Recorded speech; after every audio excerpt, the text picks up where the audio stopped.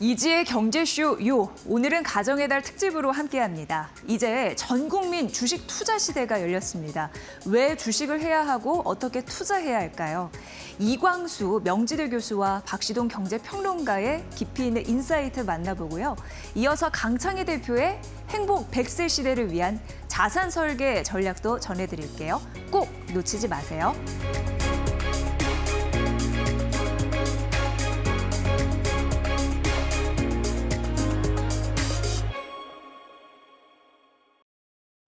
K주식으로 많은 분들이 부자 되셨으면 좋겠습니다. 오늘 투자에 관련된 인사이트를 여러분께 전해드릴 텐데 요님들께 두 분을 소개해 드릴 거예요. 정말 모시기 어려운 두 분을 모셨습니다. 박시동 경제평론가님, 이광수 대표님입니다. 안녕하세요. 반갑습니다. 네, 안녕하세요. 아유, 안녕하세요. 나와주셔서 감사합니다. 아유, 또 불러주셔서 영광입니다.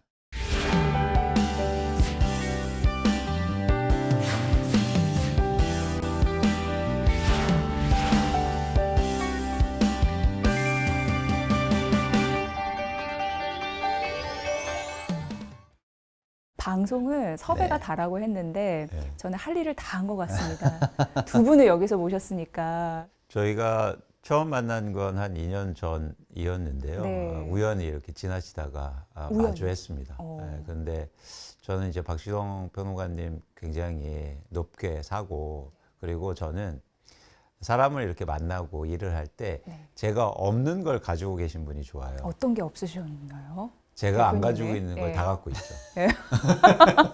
그러니까 그래서 뭐 제가 이렇게 조리 있게 말하고 그리고 정리하는 걸 잘 못하는데, 예를 들면 네. 워낙 잘하시고 또 경제에 굉장히 해박하시고 제가 또 배울 점이 많아서 네. 그래서 항상 이렇게 같이 다니는 게 네. 영광입니다. 근데 사실은 이제 네. 여의도에 있을 때 그 애널리스트 전성 시대가 있었어요. 네. 그때 이제 사실은 우리나라 간판 애널리스트라서 사실은 여의도 바닥에서는 모르시는 분은 없는 네. 레전드죠. 뭐 워낙 그렇죠. 유명하고요. 네, 네. 그리고 뭐 우리나라에서 상이라는 상은 다 타고 계셨고, 네. 근데 이제 전무후무한 상이 있어요. 전무. 아시아 탑, 네. 아시아 1등. 아, 저 알아요. 예. 처음으로 타셨다고. 예, 네. 그 상을 타실 정도로 사실 간판이었기 때문에 예. 저는 이제 업계에서 예. 유명하신 분, 내가 원래 한 번이라도 좀 친하게 지내보고 싶었던 분이었는데 네. 우연한 기회에 이제 만나게 되니까 네. 친한 척하고 싶어가지고 형님 친하게 지냅시다 이렇게 해가지고 제가 먼저 이렇게 좀 친하게 지내자고 해서 네. 예.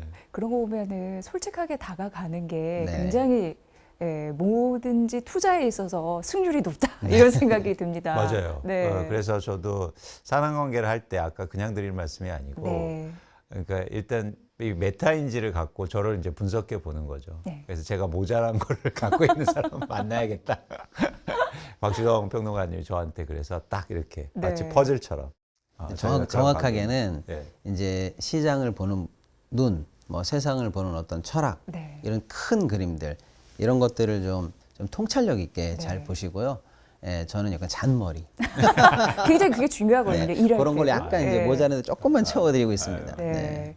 어떻게 보면은 그 비즈니스상 궁합 코드가 정말 잘 맞으실 것 같다라는 생각이 듭니다. 최근에 전국구 강연은 왜 다니시는 거고 그렇게 뭐 책 집필 활동은 뭐 많이 하시지만 그런 이유가 있을 것 같은데. 저희가 사업을 하진 않고요. 예. 그러니까 말씀하신 것처럼 전국에 강연을 다니는데 무료 강연입니다. 야. 그래서 많은 분들한테 한국의 주식시장 설명시켜 드리고 네. 또 주식 투자 함께 해야 된다. 최근에 저희가 문제의식을 좀 갖는 건 네. 주식 주가가 많이 올랐지 않습니까? 예를 들어서 코스피 지수가 거의 2배 정도 넘게 상승했는데, 그런데 주식을 갖고 있는 편차가 굉장히 커요. 안 갖고 있는 분들이 그렇죠. 굉장히 많다라고 느끼시는 거죠. 그렇죠. 네. 그래서 순자산 분위별로 5분위가 1년 전에 평균적으로 7천만 원 이상의 주식을 갖고 있었는데 네. 상대적으로 순자산이 작은 적게 갖고 있는 가구인 1분위는 예. 70만 원 정도밖에 없었거든요. 그러니까 100배 이상의 차이가 난 거죠. 예. 그래서 저하고 박시동 대표가 전국을 우리가 돌아다니면서 주식 투자를 우리가 함께 해야 된다, 이런 얘기를 좀 드리고 싶어서 이렇게 돌아다니면서 막 강연을 하고 있고요. 네. 지난해 저희가 5월부터 시작했는데 이제 거의 한 2만 명 정도 됐습니다. 예, 2만 명의 어떻게 보면은 주식 투자자를 이끈 선봉장 역할을 하시고 계시는 거네요.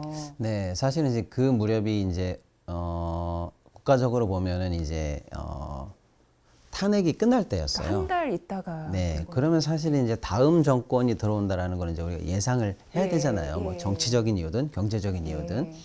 그러면 다음 정부가 되면 특히 이제 우리는 경제 전문가니까 경제적으로 어떤 부분이 얼마큼 어떻게 바뀔까 이런 얘기를 이제 사적으로 했었는데 둘이 완벽하게 일치한 게 뭐냐면 다른 건 몰라도 주식 시장은 완전히 상전벽해 수준으로 바뀔 거야. 아, 그때 그거를 예측하시고 예, 왜냐면 그때 뛰어드신 나왔던 거군요. 공약도 네. 그렇지만 당시 이제 가장 유력했던 이재명 후보가 가지고 있는 주식에 대한 그 철학 네. 이게 만약에 현실화되면 또 공약이 제도화되면 어떻게 될까? 이거는 완전히 다른 세상이 될 것 같은데 네. 그러면 지금부터라도 많은 분들이 그 바뀐 세상을 대비해서 주식에 관한 인식도 바꾸고 투자에 관한 준비도 좀 미리미리 하시고 해야 되겠다. 그럼 우리가 그냥 이러고 있을 때가 아니라 네. 전국을 다니면서 좀 알리자. 예. 주식 투자를 왜 해야 되는지 또 뭘 준비해야 되는지 예. 그리고 우리 예전에 뭐 알듯이 그 어머님들이나 아버님들이 그냥 흔한 말로 하듯이 주식은 하지 마. 그건 사기야. 투기로 생각하시고 위험해. 이런 시대가 아니다. 네. 완전히 다른 한국 시장이 될 수도 있다. 같이 준비하자. 이거를 이제 우리가 의견 일치를 보고 예. 그렇다면 전국을 다니면서 우리가 강연을 하자. 예. 이렇게 일단 의견 일치를 보고 강연을 하게 됐어요. 요님들도 아시겠지만 이 두 분이 예전부터 이제 금융권에서 계셨고 박시동 평론가님이 이광수 대표님을 설명하시길 우리나라 국내의 애널리스트 중에 싹쓸이 상을 다 싹쓸이한 네, 대표적인 심지어는 분이다라고 엄청 말씀하셨는데 받기 힘든 상을 받는 네. 날 상 또 줘? 이래가지고 안 가신 적도 있는. 정말요? 그 정도로 유명하신 분들이 강연료 이런 거를 받지 않고 주말을 반납하고 전국구를 다니면서 주식 투자 강연을 한다. 이거는 정말 다른 곳에 그 더 뛰어난 가치가 있다라고 믿고 가시는 것 같거든요. 예. 저희가 뭐 무료 강연만 하는 건 아니고요. 예. 네. 큰 기업들이나 예. 이런 데에서는 더 비싸게 받고 그렇죠.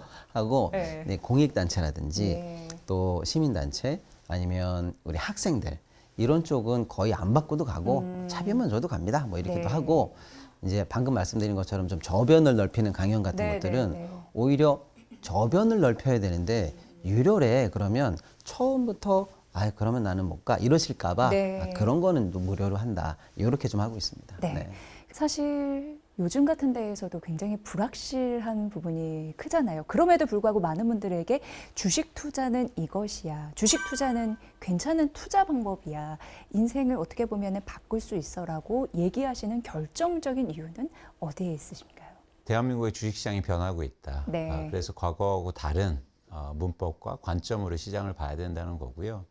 그런데 예를 들어서 상법을 개정하고 주식회사들이 변할 텐데 플레이어가 바뀌지 않으면 근본적인 변화는 일어나지 않거든요. 네, 네, 네. 그러니까 아무리 법을 바꿔도 예를 들어서 주식 투자자들이 과거하고 똑같이 한국의 주식시장을 도박처럼 생각하고 그냥 한번 먹으면 도박장에서는 한번 먹으면 어떻게 해야 돼요? 빨리 나와야죠. 그렇죠. 그것처럼- 엑시트하고 그렇죠.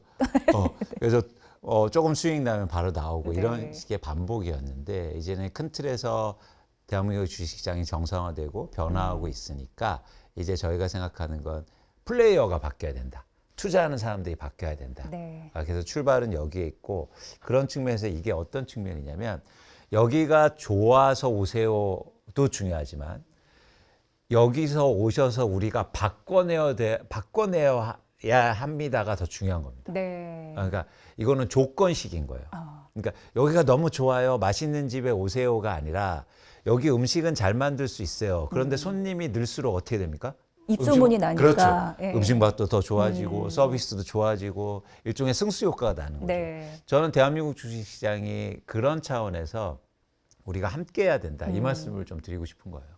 그러니까 주식시장 판에 와서 플레이어들이 공정하게 경쟁을 하면 그 문화가 정착이 되니까 그렇죠. 장기 투자로 또 이어질 수 있는 가능성, 선순환 효과를 노릴 수 있다라는 진리 아닌 진리를 알려주신다라는 입장에서 보면 되겠고요. 그렇죠. 그래서 우리가 이제 함께 참여하고 함께 하면 이제 또 다른 변화, 새로운 변화가 또 일어나는 거죠. 네, 미국장 아니고 국장 이렇게 초점을 맞추신 이유는 어디에 있을까요? 안 좋기 때문이죠. 예. 그러니까 안 좋다는 말은 뭐냐면 변화할 수 있고 네. 투자는 미래에 하는 거잖아요. 그런 차원에서는 대한민국 주식시장이 훨씬 좋다. 네. 변화할 게 많고 예. 좋아질 일이 많다. 예. 근데 역설적으로 안 좋기 때문에 네. 아, 항상 투자는 그런 거잖아요. 예. 그래서 그런 측면에서 대한민국 주식시장이 중요하고 미국 단순하게 비교하자면 미국보다 훨씬 낫다. 네. 저는 이렇게 판단하고 있습니다. 오. 그리고 사실은 이제 최근 한 4년부터 우리나라 경제 성장률이 뭐 1점대로 추락하고 네. 국내에 투자되고 있는 뭐 어떤 산업이나 자본 투자나 이런 게 좀 없었어요. 네. 그러다 보니까 한국 경제 희망 없는 거 아니야? 그래서 이제 사실은 나라도 이민을 가고 싶은데 몸은 못 가니까 네. 내 재산이라도 이민 보내야지. 네, 그렇게 비자로, 해가지고 서학개미. 예, 소위 말하는 달러 이민이라도 네. 나는 가야지라고 해서 내 돈은 미국에 가 있어라. 그래가지고 사실은 미국으로 많이들 가셨어요. 네. 최근 3년간 국내 투자자들의 48%가 우리 장을 떠났어요. 굉장히 큰 비율이에요. 네네. 반이 우리 집토끼가 다 간 거니까요. 그래서 국장 탈출은 지능순이다라고 아주 굉장히 모욕적인 네, 그런 그런 얘기도. 모욕적인 조롱을 우리 스스로가 할 정도였습니다. 그때 이제 미국으로 나가시면서 서학개미들에게 미국은 그럼 대안이 돼? 거기는 뭐 엘도라도야? 천국이야? 라고 할 때 네. 그때 늘 근거로 들었던 얘기들이 이런 거예요. 미국장 역대 상승률을 봐. S&P 뭐 30년 지표를 봐. 뭐 이걸 봐봐. 여기는 늘 배신을 안 해. 라고 하는데 저는 그게 틀렸다라는 얘기를 좀 하는 거예요. 어느 거나 30년 지표, 20년 지표, 50년 지표 보면 올라가 있죠. 네. 당연하죠. 그런데 이렇게 올라가는 건 없어요. 이렇게 가다가 훅 빠진 적 많습니다. 네. 훅 빠지고 횡보한 적도 많아요. 그런데 예를 들어서 30년 지표를 보란 말이야. 50년 지표를 보란 말이야 하는 분들한테 제가 얘기하는 거예요. 지금 자기 나이가 30인데 50년 동안 돈 안 뺄 거야? 그렇죠. 중간에 결혼 안 해? 집 안 사? 차 안 바꿔? 맞습니다. 애기들 뭐 결혼 안 시켜? 그때 돈이 필요할 때 횡보장이면 어떡할 거야? 네. 그때 하락장이면 어떡할 거야? 영원히 손실이 없는 그런 시장이라는 건 없는 거야. 그렇죠. 네. 미국장에 대한 환상을 버려. 국내 시장이 그동안 저평가받았던 거는 국내 경제 성장률도 안 좋았고 우리 시장이 갖고 있던 소위 말하는 코리아 디스카운트, 물적 분할, 주주들에 대한 환원이 좀 미비했던 점, 불투명성 이런 게 문제였다는 건 알아. 네. 그런데 만약에 우리 기업들도 성장이 좋아지고 시장도 투명해지고 소위 말하는 코리아 디스카운트도 해소된다면 네, 네. 오히려 그동안 못 올랐던 우리 시장이 지금 미국 시장보다 앞으로는 더 많이 오를 수 있어. 네. 그러면 여기에 더 희망이 있는 거야. 그러네요. 네. 여기가 더 많이 오를 시장인데 왜 이미 많이 올라서 자칫 더 내려갈지도 모르는 시장에 투자를 하고 있어? 네. 그리고 그 믿음은 이미 과거에 있었던 데이터를 믿음으로 근거하고 있어? 네. 라고 하면서 저희는 앞으로는 국장이야. 네. 여기에 희망이 있을 거야. 이렇게 좀 많이 말씀을 드려왔어요. 두 분이 의기투합한 이유가 그러니까 명분이 확실히 있네요. 기저효과. 그러니까 네. 앞으로 국장은 더 보여줄 게 많다. 정책적으로도 변화할 가능성이 크기 때문에 네. 이렇게 느껴집니다. 제가 한번 또 박시동 평론가님하고는 방송에 대한 인연이 있었고 이강수 대표님을 제가 영상으로 많이 봤었는데 어떠한 멘트가 인상적이었냐면 외국인 투자자들이 한국 증시 저평가의 원인으로 한국 투자자들이 안 사기 때문이다. 그게 가장 결정적인 원인이었다라고 딱 일침을 가하는데 맞다. 우리가 우리 걸 안 사는데 누가 우리 걸 사주느냐 이런 생각이 딱 들었거든요. 그러니까 이제는 개인 투자자들이 한국 주식시장을 제대로 봐줘야 될 때가 지금이라고 느끼신 거잖아요. 그런 부분에서 굉장히 의미 있는 일을 하시지 않나라는 생각을 하게 됩니다. 지금 정책 그때 당시 이제 1년 전부터 시작하셨으니까 지금 굉장히 많은 변화를 우리가 이뤄왔는데 정책적인 평가를 좀 해주세요. 얼마나 많이 변했는지 그걸 실감하시는지. 일단 지금까지 현황을 보면 정책적으로 바뀌는 속도가 굉장히 빨라요. 네. 직관적으로는 일단 상법 3차 개정을 해냈고, 네. 근데 새 정부가 들어선 지 이제 10개월 정도 지났기 때문에 그 속도는 굉장히 빠르다. 근데 속도가 그렇게 빠르게 오르니까 거기에 또 예를 들어서 원인이 돼서 주가도 많이 상승한 거죠. 네. 근데 그만큼 투자자들의 생각이라든지 접근 방식은 달라지진 않았어요. 그러니까 사람들의 생각은 뭐냐면 제가 생각하기에는 네. 훨씬 더 느리게 바뀌는 경향이 있어요. 아. 왜냐하면 이거는 그동안 그래 왔기 때문에 네. 이걸 쉽게 믿지 못하는 거죠. 그래서 많은 대한민국 국민들의 어떤 주식에 대한 생각, 투자에 대한 방법들이 천천히 바뀌고 있다. 그런 측면에서 이제 저희가 할 일이 많다는 생각을 갖고 있고, 네. 반면에 이제 정책적인 속도는 굉장히 빠릅니다. 그래서 마치 어떻게 전 표현되냐면 비행기가 엄청 빨리 날르고 있거든요. 네. 근데 우리 모두 다 비행기 안에 있기 때문에 얼마나 빠르는지 모르는 거예요. 그런데 그만큼 사실은 대한민국의 지금 변화 속도, 법 개정이라든지 정책의 속도는 굉장히 빠른 속도로 가고 있다라고 네. 좀 생각하실 필요가 있다는 거죠. 네. 그리고 시간이 가면 분명히 더 많이 이제 체험하실 거다라는 생각이 들어요. 네. 유광수 대표님 말씀에 비유하자면 이제 비행기에 내려보면 내가 지금 하와이에 와 있어. 약간 이런 걸 이제 느끼시는 거죠. 네. 네. 네. 이렇게는 빨리 뭐 이런 네, 것처럼. 네. 잠자고 있더니 잠자고 있는데 갑자기 도착했어. 왜냐하면 사실 이제 지난번 1, 2, 3차 상법 개정이 엄밀히 말하면 6개월 안에 된 거예요. 그러니까. 근데 그 하나하나 논점 있잖아요. 네. 근데 1차, 2차, 3차라고 그래서 우리가 쉽게 보지만 1차 안에 뭐 7, 8개, 2차 안에 7, 8개. 그러니까 논점으로 치면 굉장히 많은 논점들이 6개월 안에 바뀌었는데 게다가 굉장히 혁신적이었습니다. 그 하나하나가 사실은요. 상법계에서라든지 경제계에서는요. 수십 년 된 수건 사업이에요. 네. 그걸 6개월 만에 처리했거든요. 속도가 어마어마한 거죠. 네. 그런데 이제 그 효과는 언제 나오냐면 지금 주총이잖아요. 주총 시즌이거든요. 이번에 주총 겪고 네. 점점 이제 그게 기업의 정관 변경이라든지 아. 경영의 문화로 들어가고 또 예를 들어서 그런 어떤 개혁이 있으면 또 이제 반작용으로 뭐 저항하거나 또 반대되는 효과가 나오겠죠. 그럼 그게 이제 예를 들어서 법원으로 가서 네. 판단도 받아보고 또 투자자들에게 부딪히면서 시정이 되기도 하는 네네. 이런 시장에서의 진짜 화학적 반응이 이제 나올 시간이에요. 그걸 겪어내는 걸 이제 직접 체험하시게 되면 아, 한국 시장 바뀌긴 바뀌었다. 이걸 느끼실 거예요. 네. 이광수 대표님의 책을 보니까 그 문구가 인상적이었는데 기업의 부를 국민의 부로 가져가 주는 시스템. 이런 부분이 굉장히 중요하다라고 쓰여졌는데 이게 정부 정책 때문에 가능한 일이었다고도 생각이 듭니다. 그쪽에서 강하게 밀어주지 않았으면 사실 이러함들이 나타나지 못했을 텐데 폭발적으로. 그런 의미에서 앞으로 우리가 주목해 봐야 할 정부 정책은 뭐가 있다고 보십니까? 일단 주식시장에서 의미 있는 네네. 정부 정책은 주식시장에 인센티브를 주는 정책들이 지금까지는 없었거든요. 네. 그러니까 법을 만들면서 지금은 뭘 해야 돼, 자사주를 소각해야 돼, 이런 강제 규정들이 들어왔는데 이제는 어떤 정책이 필요하냐면 예를 들어서 기업 가치를 올리는 기업한테 인센티브를 주거나 뭐 승급제를 마련하거나 뭐 또 다른 뭔가 베네핏을 주는 이런 정책들이 남아 있거든요. 이제 그런 정책들이 잘 구현이 되면 네. 왜냐하면 자산 시장은 미는 게 아니라 끌어야 되거든요. 네. 그러니까 끄는 건 뭐냐면 억지로 밀으면 어느 단계까지는 가겠죠. 예. 그런데 끌어야 자동적으로 스스로 오게 해야 더 멀리 갈 수 있고 오래 가거든요. 그런 정책들이 이제 필요한 거죠. 아. 이제 그 중에서 핵심은 뭐냐면 이제 뭐 지금 자산 소각이라는 것도 있었지만 한국의 기업들의 고질적인 가장 큰 문제는 뭐냐면 자산이 너무 많아요. 쉽게 말해서 그래서 ROE라고 해서 수익성 예. 지표가 떨어지고 자기 자본 수익률이 떨어지고 그러다 보니까 투자자들이 인정해 주지 못하는 거거든요. 네.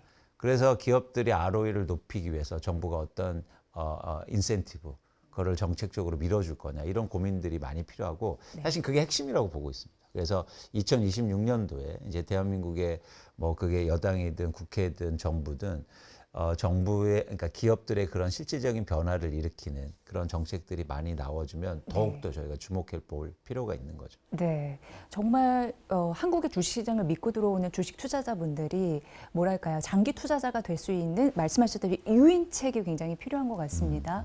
평론가님은 어떻게 보세요? 뭘 주목해야 된다고 보세요? 진정한 의미의 주주 자본주의가 네, 되려면 몇 가지가 좀 더 필요해요. 네.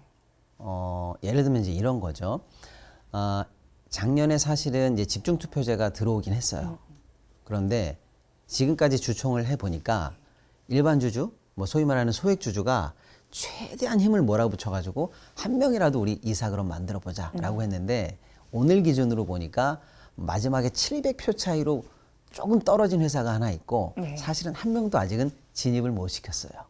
예, 여전히 대주주들이 선임한 이사들이 계속 선임이 됐고 우리 나머지 일반 주주들이 힘을 모아보자라고 했는데 아직은 진입이 안 됐어요. 예, 근데 미국 같은 경우는 아무리 대주주다 하더라도 그냥 평균을 내보잖아요. 그러면 가진 자본 비율에 따라서 이사 선임 비율과 사실은 영향이 매치가 돼요. 제가 예를 들어서 한 60% 갖고 있어요. 예. 그럼 이사가 10명이에요. 그러면 한 60%의 영향력을 실제 갖고 있지 70, 80, 90의 영향력이 없어요.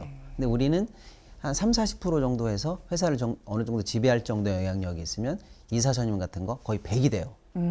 불공정하다고 할 수 있겠네요. 그렇습니다. 진정한 의미의 주주자본주의는 아니죠. 예. 예. 그런 부분에서 올해는 한 명도 진입을 못 시켰습니다만은 이런 부분이 이제 조금 더 예를 들면 정관이라든지 이런 걸 좀 이제 약화시키면서 앞으로는 소액 주주들도 내가 원하는 대표 하나 정도는 이사진에 집어넣을 수 있어. 네. 이런 게 이제 자연스럽게 나오는 모습들이 좀 이제 기대가 되고요. 네.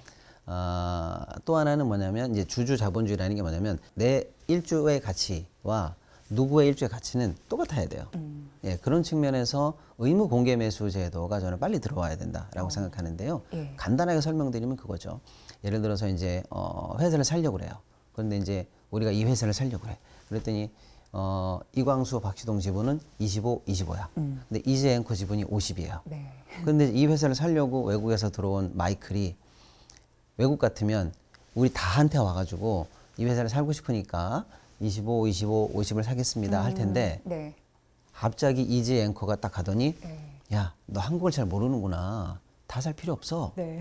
내 거만 사면 이 회사 다 먹는 거야. 예. 내 거만 사면 이사도 100% 선임할 수 있고 내 마음대로 할 수 있어. 내 거만 사라. 예. 에이 그런 게 어딨어 라고 하는데 네가 한국을 조사해봐. 정말이네. 네. 그래서 이재 앵커의 집은 50만 사면 사실 이 회사를 다 지배할 수 있는 거죠.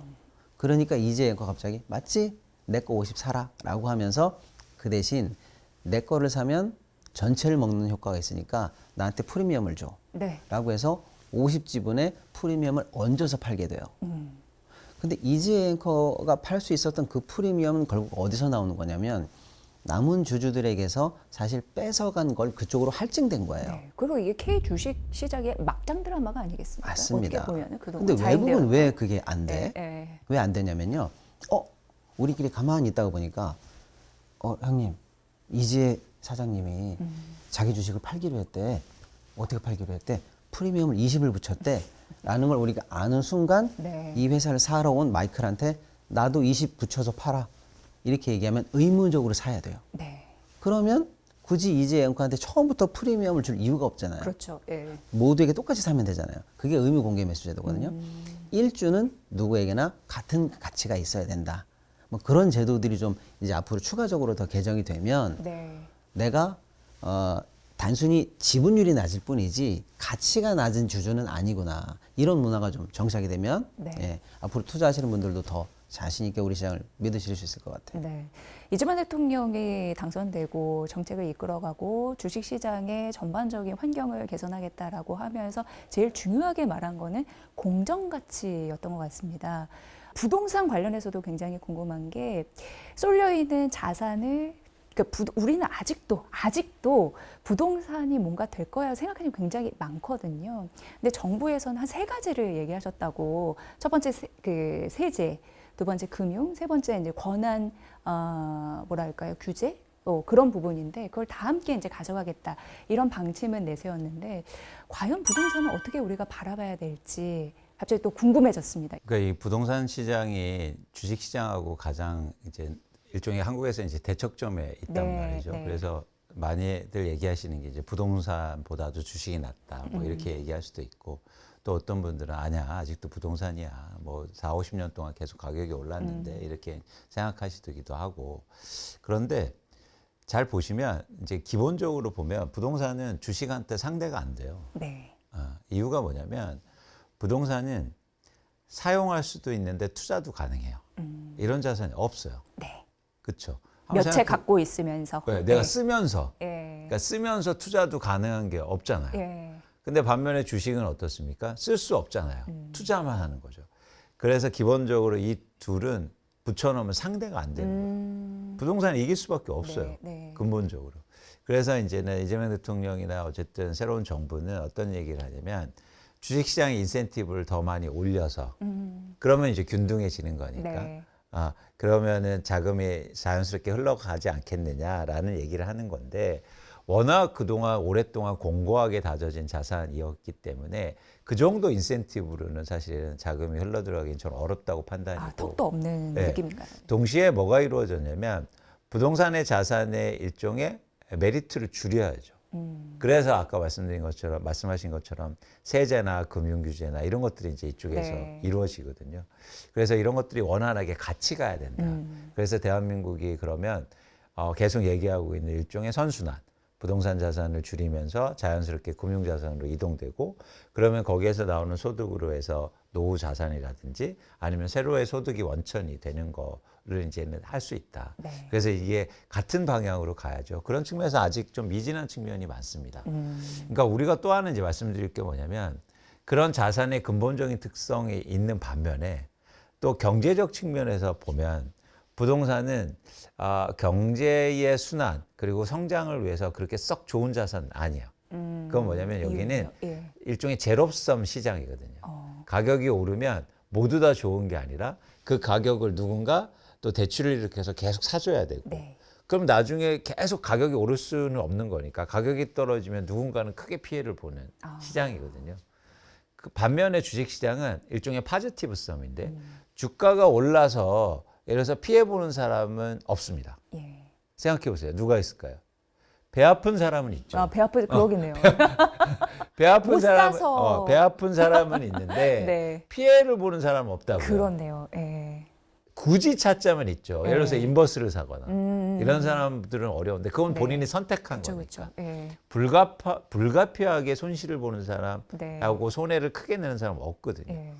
그래서 아. 이런 자산의 속성을 볼 때 경제적인 선순환을 볼 때 이제는 조금 더 많은 자산이 부동산보다 주식으로 가면 더 좋겠다 이런 판단을 하는 거고 저도 거기에 뭐 전적으로 공감하는 그런 상황입니다. 네, 그 부동산 정책은 사실 뜯어 고치기 굉장히 어려운데 주식 투자 정책과 비슷하게 굉장히 뭐 보유세라든지 그런 부분 좀 가파르게 하려고 하는 시도들이 지속적으로 나오고 있는데 결국 양극화, 부의 재분배 이런 부분이 가능하다고 보시나요?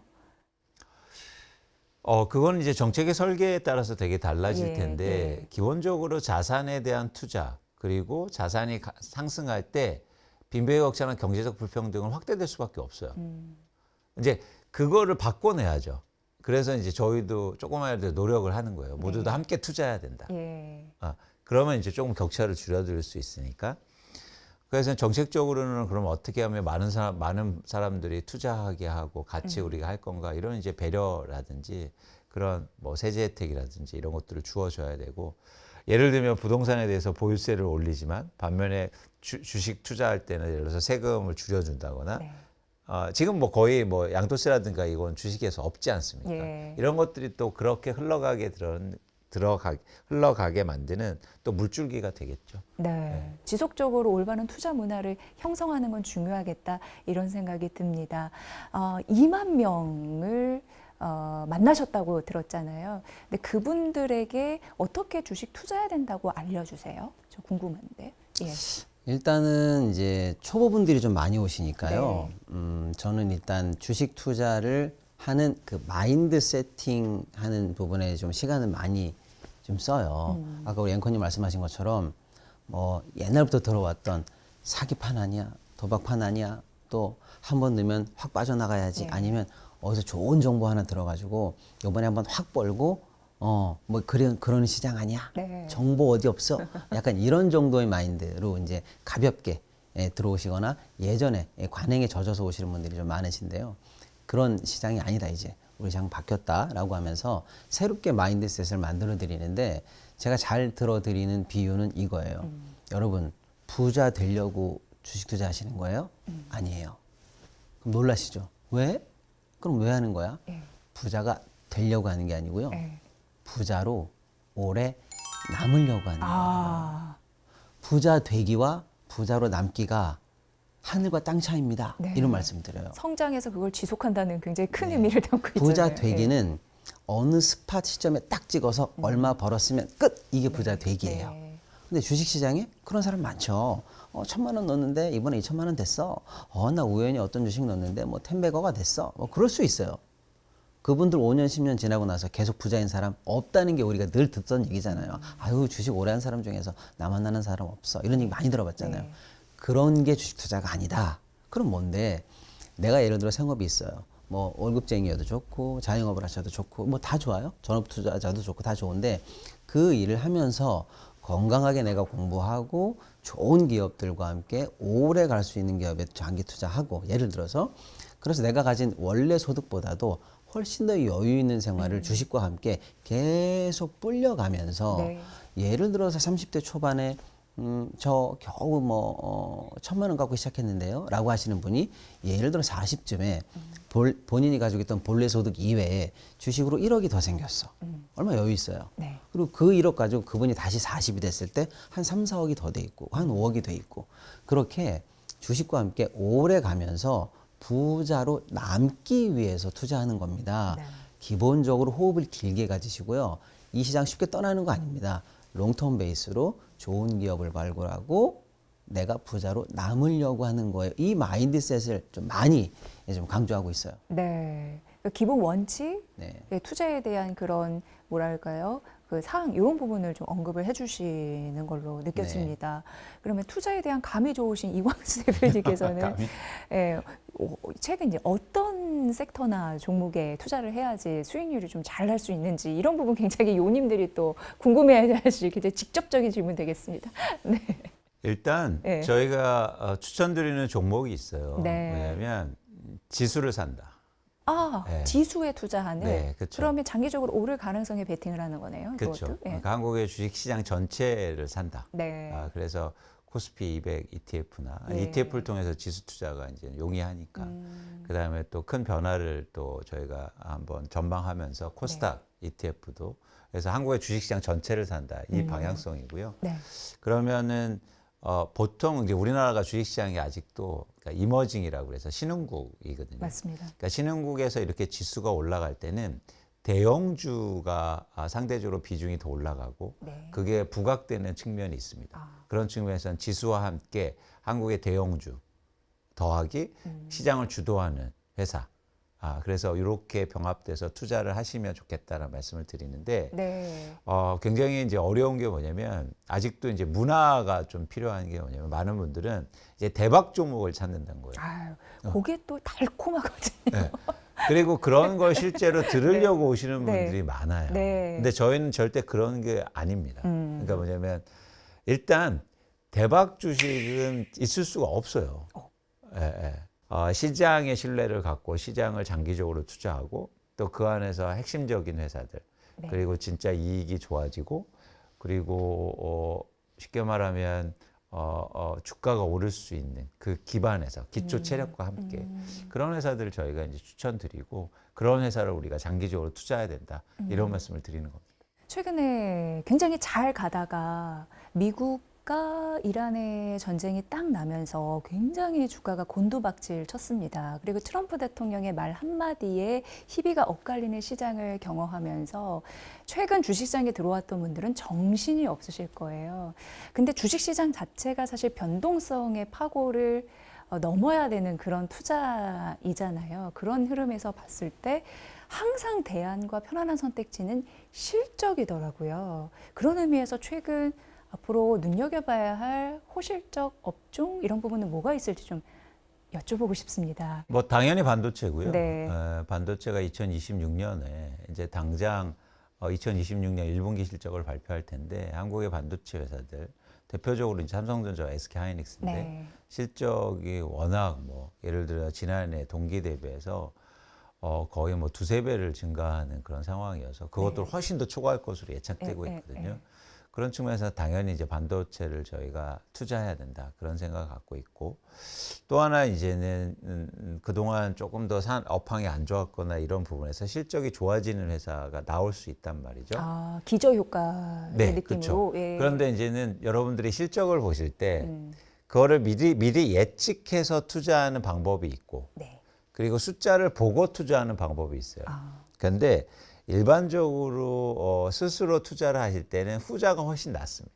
그러니까 실적을 충분히 보고 투자해도 늦지 않는다. 개인 투자자 입장에서는요. 그렇습니다. 예. 그래서 미리 막 실적을 내가 예측하고 그렇다더라, 뭐 카더라의 통신에 믿고 투자하는 것보다 이번 실적을 그래서 여러분 잘 보시고 네. 그 실적에 구체적으로 증가할 수 있는 회사를 보고 투자하셔도 된다. 그러니까 저는 어떤 말씀을 많이 드리냐면 투자는 발견하는 게 아니에요.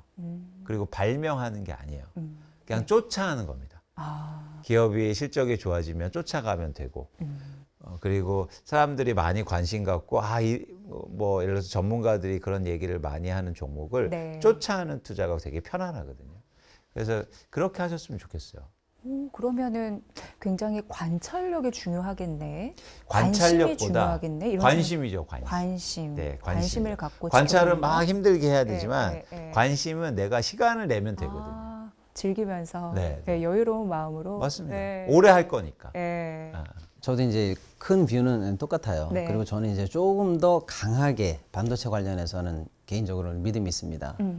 대장주가 답인 거죠. 네. 그리고 일단은 뭐 터보 컨트가 나왔네, 뭐 어쩌네 저쩌네 뭐 이런 네. 나름의 노이즈가 있습니다만 제가 볼 때는 전혀 문제 없어요. 파티는 즐기셔야 돼요. 그렇게 생각하는 이유는요?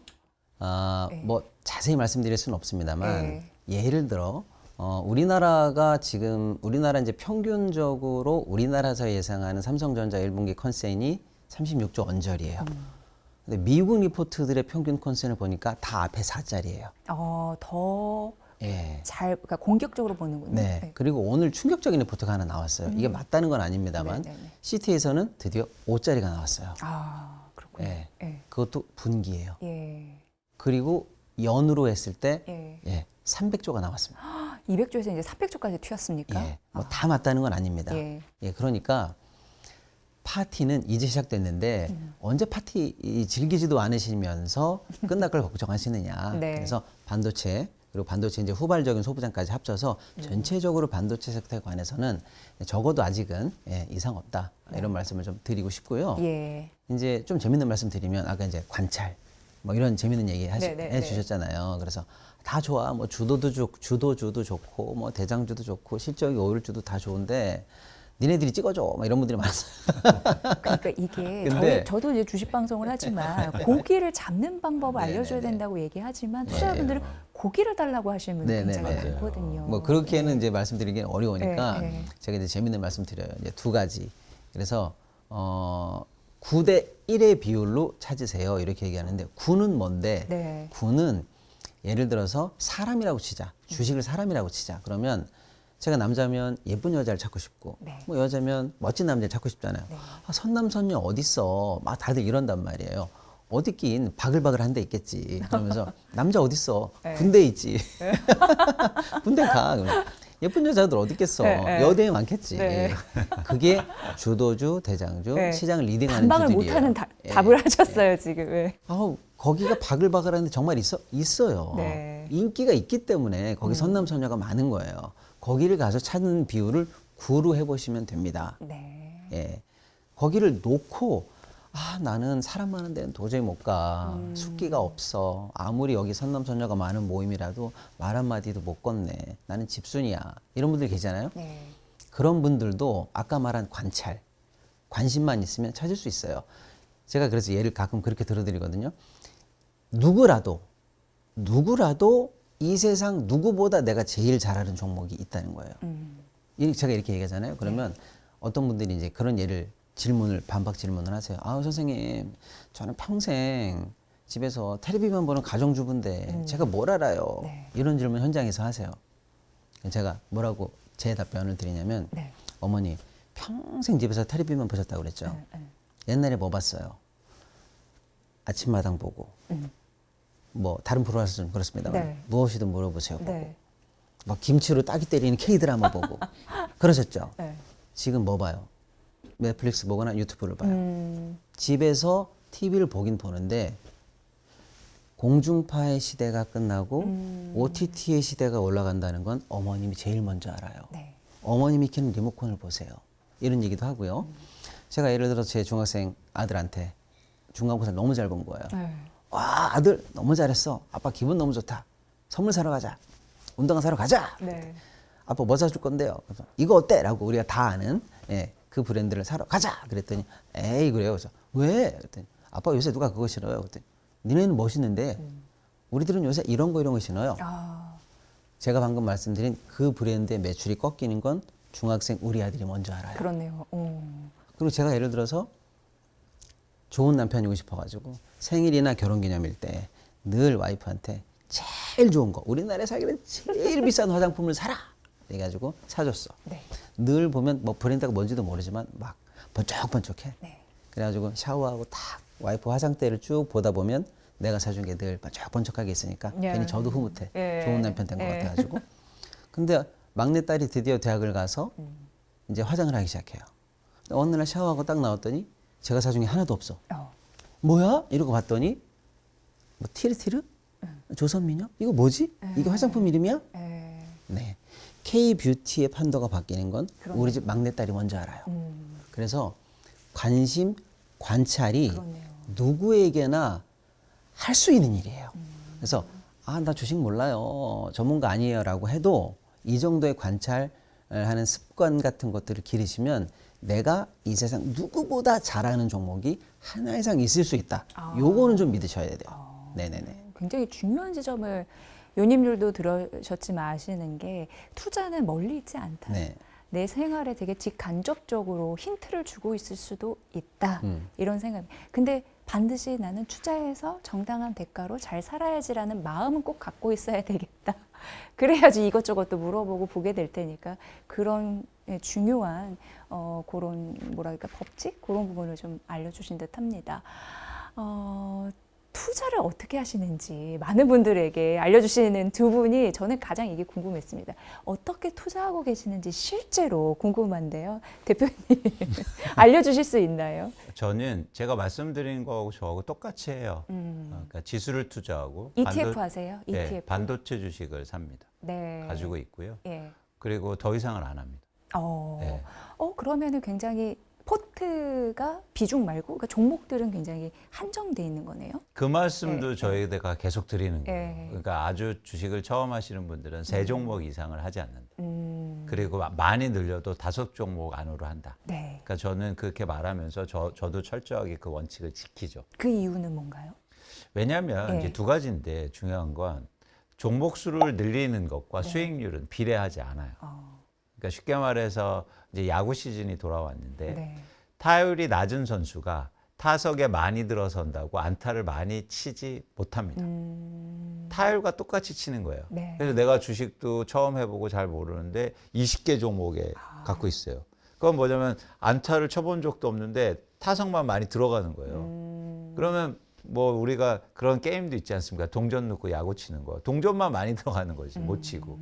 그러니까 그런 측면에서는 내가 네. 종목 수가 중요한 게 아니라 내가 얼마만큼 예를 들면 종목을 보고 투자를 잘할 수 있는 이런 연습이 중요한 거다. 그래서 종목 수하고는 상관없다. 그렇군요. 네. 오히려 종목 수를 줄여야 되는 이유, 두 번째 이유는 뭐냐면 관리 가능하기 때문이에요. 그러니까 예를 들어서 내가 주식을 투자하는 이유를 적고 그리고 주식을 왜 오르는지 이런 것들을 계속 기록하고 해나가셔야 되는데 네. 종목을 막 펀드 매니저처럼 20개를 들고 있습니다. 그걸 어떻게 관리를 해요? 중요한 건 뭐냐면 아까 말씀하셨듯이 투자를 오랫동안 하고 네. 부자로 남아야 되는데 네. 거기에서 핵심은 뭐냐면 내가 투자를 통해서 발전해야 돼요. 발전하려면 실수가 있었을 때, 네. 잘못이 있었을 때 그 잘못을 깨닫고 고쳐나가야 되잖아요. 네. 그걸 이제 바둑에서 복기라고 하는데 오. 복기를 하려면 너무 많은 바둑판을 너무 많은 경기를 하면요 복귀하다가 지치잖아요. 그렇네요. 네. 그래서 종목 수를 줄이고 내가 뭘 잘못하고 있지, 나는 뭘 잘하고 있지를 파악하면서 앞으로 나가야 된단 말이에요. 그래서 그런 측면에서는 종목 수를 줄여야 되는 게 중요하다. 그리고 거기에 집중해야 된다. 그리고 또 하나 말씀드리고 싶은 건 뭐냐면 이제 투자하는 종목을 질문하셨으니까 네. 저는 여러분하고 말하는 걸 저도 똑같이 한다. 네. 막 혼자 막 딴 주머니 차고 이러지 않는다. 배신은 안 한다. 배신. 배신 안 한다. 중요합니다. 예. 그러니까 굉장히 선택과 집중이 투자에 있어서 굉장히 중요한 거네요. 맞습니다. 네. 네. 박시동 평론가님은 어떻게 하세요? 네, 딴 저- 주머니는 안 찾으시는지. 네. 저도 이제 뭐 네. 사실은 그 강연이나 방송에서 제가 좋게 평가했던 종목들은 진짜로 좋게 평가하니까 그렇게 말씀을 드리는 건데요. 이제 개인적으로는 예를 들어서 방금 저도 반도체 걱정 없어요 이렇게 제가 자신 있게 일단 말씀드렸잖아요. 네. 그런데 막 요 전장 중에 이렇게 막 휘청휘청 하잖아요. 그럼 사람이면 누구나 다 헷갈릴 수 있고도 그렇죠. 있고 아 설마 막 이런 생각도 좀 들 수 있어요. 그래서 저는 진짜로 처음 살 때 충분히 분석됐고 제가 이거는 분명히 뭐 이 정도까지는 문제 네, 없다 네, 네. 이렇게 생각했던 계좌가 따로 있어요. 예를 들면은 네. 예, 비밀번호를 몰라요. 아, 그냥 빼진 않는군요. 아, 계속? 몰라요 진짜로. 어. 아이디랑 비밀번호가 네, 네. 만료되고 그러면 네. 몰라버려요. 확인도 안 되는 거죠. 예. 내가 그때 몇 줄 샀지 몰라요. 네. 예, 믿는 거죠. 아, 그러니까 실시간으로 확인도 못하네. 못- 못하네. 예. 빼는 걸 죽치고서. 못해요. 예. 예. 예. 그런데 이제 조금 이제 믿긴 믿지만 다소간의 변동성이 있거나 시황을 그래도 조금 봐야 되는 계좌는 또 따로 있고 네. 그렇게 해서 좀 마인드 관리를 하는 거죠. 예, 예, 진짜 예를 들어서입니다. 여러분 오해하지 마세요. 만약에 예를 들어서 CT에서 나온 보고서를 믿어, 뭐 KB에서 나온 보고서를 믿어. 그래서 삼성전자가 뭐 30만 원을 갈 것 같아. 하이닉스 150만 원 갈 것 같아. 나는 뭐 50만 원에 샀어. 그러면 60에 뺄까? 70에 뺄까? 이런 걱정을 하지 말고 네. 100, 120 갈 때까지는 문제 없다고 생각하는 거잖아요. 네, 네. 예를 들어서. 네. 그럼 그 계좌에 넣어놓고 비밀번호 잊어버립니다. 안 봐버려요. 예. 그런데 이제 그게 아닌데, 그렇군요. 예, 그게 아닌데, 네. 이번 실적 참 좋으니까 한 번 더 확인하자. 오늘 뭐 큰 이슈 없나? 이렇게 봐야 되는 계좌. 이런 것들 데일리 계좌는 또 따로 있고. 네. 이렇게 해요. 네. 결과적으로 장기 투자가 매력적인 투자 습관이다. 이런 부분을 결정적으로 말씀해 주신 겁니다. 그렇게 이해해도 되겠죠. 근데 이제 여기서 말씀드리는 장기 투자가 네. 한 번 사서 음. 우리 옛날에 할머니들처럼 장독대 파묻어. 관심도 안 갖고. 이런 건 네, 아니에요. 네, 절대 네. 그런 건 네, 아닙니다. 그런 건 네, 아니고, 그렇죠. 예, 그런 건 아니에요. 근데 그런 장기 투자는 아닙니다. 장기적인 뷰를 가지고 네. 계속 시장을 보는 게 장기 투자예요. 네. 파묻는 게 장기 투자가 아니고요. 예. 예. 네, 다만 이제 하도 변동성이 요즘 심하다고 하시고 마음들이 좀 불안불안하시니까 그런 분들에게 믿음을 드리기 위해서 제가 네. 이런 팁을 알려드린 거예요. 걱정하시 마실 곳은 그냥 놓고 걱정하지 마세요. 그리고 네. 예, 좀 보실 건 좀 보시고 네. 이렇게 해야 멘탈 관리도 좀 잘 됩니다. 뭐 네. 이런 팁이죠. 네. 박시동 평론가님의 오래 두고 이광수 대표님의 반드시 관심을 갖고 봐라. 이렇게도 접목이 됩니다. 두 분은 완벽한 콤비가 아닐까 이런 생각을 하면서 저는 주식 시장에 들어와서 방송을 하고 또 아주 소액으로 투자도 하면서 여러 가지 생각하는 게 주식은 생물이다. 맞아요. 라는 생각을 하고 주식 투자는 인생 같다 이런 생각 많이 합니다. 근데 제가 마지막 질문은 이 부분을 드려야겠다고 생각한 게 인생을 살다 보면은 고비가 있습니다. 근데 고비를 잘 넘겨야지 희망찬 앞날도 있는 것 같아요. 고비가 없는 사람은 없는 것 같습니다. 그리고 다들 화려해 보이지만은 또 아픈 구석도 있는 것 같습니다. 일단 위기를 기회로 바꿀 수 있는 나만의 인생 철학이 있을 것 같아요. 왠지 투자를 잘 하시는 분들은 그런 가치관이 잘 정립되어 있는 것 같습니다. 그래서 저는 그걸 항상 여쭙습니다. 잘하실 것 같은 분들에게 인생의 교훈을 얻고 싶어하는 굉장히 간절한 바람이 있는데 이 방송에서 여쭤보면 좋을 것 같아서요. 이광수 대표님 어떻게 있으신가요? 그런 인생 철학? 저는 되게 네. 힘들 때 더 네. 먼 곳을 바라봅니다. 아, 예, 그러니까 지금은 막 이렇게 힘들고 네네네. 쉽게 말해서 그래프도 왔다 갔다 하지만 네. 결국엔 먼 곳을 바라보면 다 직선으로 보이거든요. 그래서 저는 오히려 힘들 때마다 더 네. 멀리 예. 그리고 예를 들어서 장기적으로 네. 관점을 보고 있고요. 네. 그러기 위해서 조건이 필요해요. 그건 뭐냐면 비교하면 그 관점이 안 생겨요. 아, 그건 남과 그 그렇죠. 다른 상황과 남과 비교하는 거죠? 상황과 여러 가지를 비교하면 예. 당장 내가 이 사람하고 이렇게 처지는데 힘든데 나 당장 뭐 나는 손실 나는데 저기는 대박 쳤네 뭐 이런 비교를 하면 쉽게 말해서 먼 곳이 보이지 않거든요. 네. 그래서 먼 곳을 보시려고 많은 분들이 노력하시면 좋겠고 특히 네. 투자할 때 네. 그러기 위해서는 조건이 비교하지 않는 네. 연습을 계속 하셨으면 좋겠어요. 워렌 버핏이 이런 말을 하는데 결국엔 투자는 복리를 추구하는 거거든요. 근데 복리는 두 가지가 핵심입니다. 하나는 뭐냐면 시간이요. 예. 시간을 얼마나 오래 투자할 수 있느냐. 그리고 복리를 추구할 때 그러면 그 시간을 버티기 위해서는 중간에 엄청나게 실패와 좌절이 있으면 안 돼요. 예. 그게 필수 조건이거든요. 근데 여기에 어떤 다른 조건이 들어가지 않아요. 예를 들어서 우리가 일반적으로 생각하는 처음에 막 돈을 많이 해야 돼요. 뭐 남하고 내 이겨서 막 수익률이 높아야 돼요. 이런 조건은 복리의 조건이 아니란 말이에요. 네. 그래서 긴 시간을 투자하고 그러기 위해서는 쉽게 말해서 그 중간에 포기하시면 안 되고 그러려면 비교하지 않으셨으면 좋겠다는 말씀을 네. 꼭 드리고 싶습니다. 네. 내 인생을 바라보는 게 중요하네요. 그렇죠? 네. 네. 내가 주인공이다. 맞습니다. 이런 느낌으로 네, 네, 네. 투자도 그런 원칙에서 네. 하라. 네. 굉장히 따뜻한 말씀이셨고요. 박시동 평론가님. 네, 뭐 인생 전체에 이제 교훈이 되는 말씀을 주셨으니까 네. 저는 요 근래 힘드신 분들에게만 그냥 팁을 좀 드린다면 네, 요 근래. 중요합니다. 네, 사실 이 정도의 급변동성을 겪는 일은 역사상 흔치 않습니다. 우리나라로 보면 뭐 예전에 어르신들이 겪었던 뭐 오일 쇼크 정도, 네. 그리고 98년, 뭐 97년 IMF 정도, 그 정도 충격, 네. 그 이후에 이제 글로벌 금융위라든지 뭐 코로나 팬데믹 같은 거의 역사적 수준의 변동성이거든요. 사실 그거를 겪어낸다는 것 자체가 엄청난 유산이에요. 실제로 지금 여의도나 이렇게 전문가라고 막 활동하는 사람들 있잖아요. 네. 가보면 지금 막 날아다니는 사람들 보면 제가 볼 땐 다 후배들이잖아요. 네. 옛날 일 기억도 못해요. 처음 겪는 일들을 겪고 있는 거예요. 그분들도. 그러니까 이런 엄청난 경험을 겪었던 분들께서 네. 이 경험이 굳은 살이 되고 근육이 되면 더 좋은 투자자가 되실 텐데 여기서 혹여 이 시장을 떠나시거나 두려운 마음에 이 경험의 가치를 절하하실까 봐 네. 좀 걱정이 돼요. 그래서 한마디로 좀 용기를 드리려면 다 왔어요. 네. 버티세요. 예. 다 왔어요. 네, 다 왔어요. 예. 너무 의미가 있었습니다. 여러분 인생을 사시는 데 있어서 아마 투자를 하시면서 이런저러한 느낌을 많이 받으셨을 것 같습니다. 오늘 이광수 대표님과 박시동 평론가님과 말씀을 나누면서 나는 투자를 어떻게 해야 되지? 근본 마음 자세 이런 부분이 조금 바뀌셨다라면 오늘의 콘텐츠를 성공적으로 이끌지 않았나 이런 생각 해봅니다. 여러분의 인생, 여러분의 자산 투자 모두 성공하시길 바라겠습니다.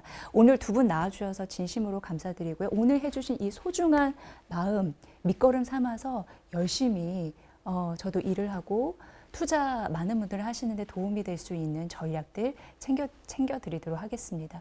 오늘 진심으로 감사합니다. 잘 들었습니다. 고맙습니다. 네, 고맙습니다.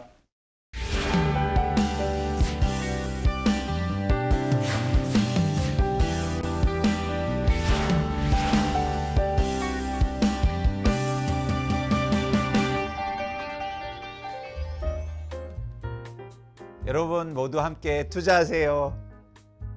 이지혜의 경제쇼 요.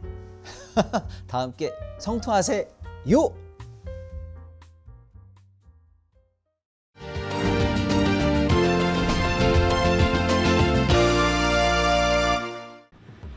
전쟁은 우연처럼 시작되지만 운영은 철저한 계획으로 이루어집니다. 누가 싸울지, 무엇을 만들지, 무엇을 포기할지를 국가는 하나씩 정해 나갑니다. 전쟁이 시작되는 순간 사회 전체는 하나의 명령, 체계로 편입됩니다. 프리드리히 하이에크는 이 전쟁 속에서 한 가지를 목격했습니다. 전쟁이 길어질수록 가격은 사라지고 선택은 줄어들며 경제는 점점 하나의 계획으로 바뀌고 있다는 사실을 말입니다. 그는 묻기 시작했습니다. 이 방식은 전쟁이 끝나도 정말 멈출 수 있을까? 두 차례의 세계대전 이후 세상은 불안정했고 혼란스러웠습니다. 사람들은 다시 묻기 시작했습니다. 이 혼란을 누군가가 정리해 줄 수는 없을까? 답은 익숙했습니다. 국가가 계획하고 정부가 통제하고 질서를 위에서부터 설계하자는 생각이었습니다. 그러나 계획은 늘 현실보다 느렸습니다. 정부는 숫자를 보고 결정했지만 현장의 사정은 훨씬 더 복잡했습니다. 무엇이 부족한지, 어디에 수요가 있는지, 누가 무엇을 원하는지는 중앙의 책상 위에서는 보이지 않았습니다. 이 지점에서 하이에크는 질문의 방향을 바꿉니다. 과연 정부가 이 사회의 모든 정보를 다 알고 통제할 수 있을까? 하이에크는 시장을 단순한 거래 장소로 보지 않았습니다. 그것은 흩어진 정보를 연결하는 방식이었습니다. 가격은 명령이 아니라 사람들이 서로의 상황을 읽는 신호였습니다. 하이에크가 시장에서 보았던 이 방식은 과거에만 머물지 않았습니다. 오늘날의 경제 역시 누군가가 설계해서 움직이지 않습니다. 수많은 사람들이 각자의 자리에서 내리는 선택이 서로를 조정하며 하나의 질서를 만들어냅니다. 이 질서는 화폐의 영역에서도 관찰됩니다.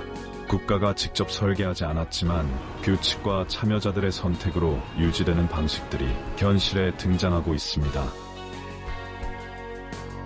질서는 누군가가 설계해서 만들어지는 것이 아닙니다. 사람들이 각자의 자리에서 자신이 아는 것을 바탕으로 선택할 때 그 선택들이 모여 하나의 질서를 만들어냅니다. 그 질서는 완벽하지 않을 수는 있어도 어느 한 사람이 설계한 질서보다 더 많은 정보를 담고 있습니다.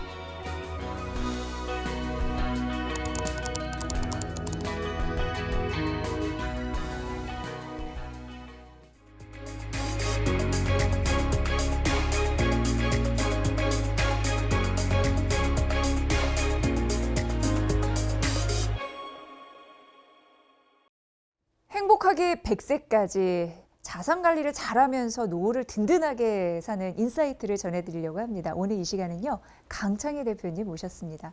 어서 오세요, 대표님. 네, 안녕하세요. 네.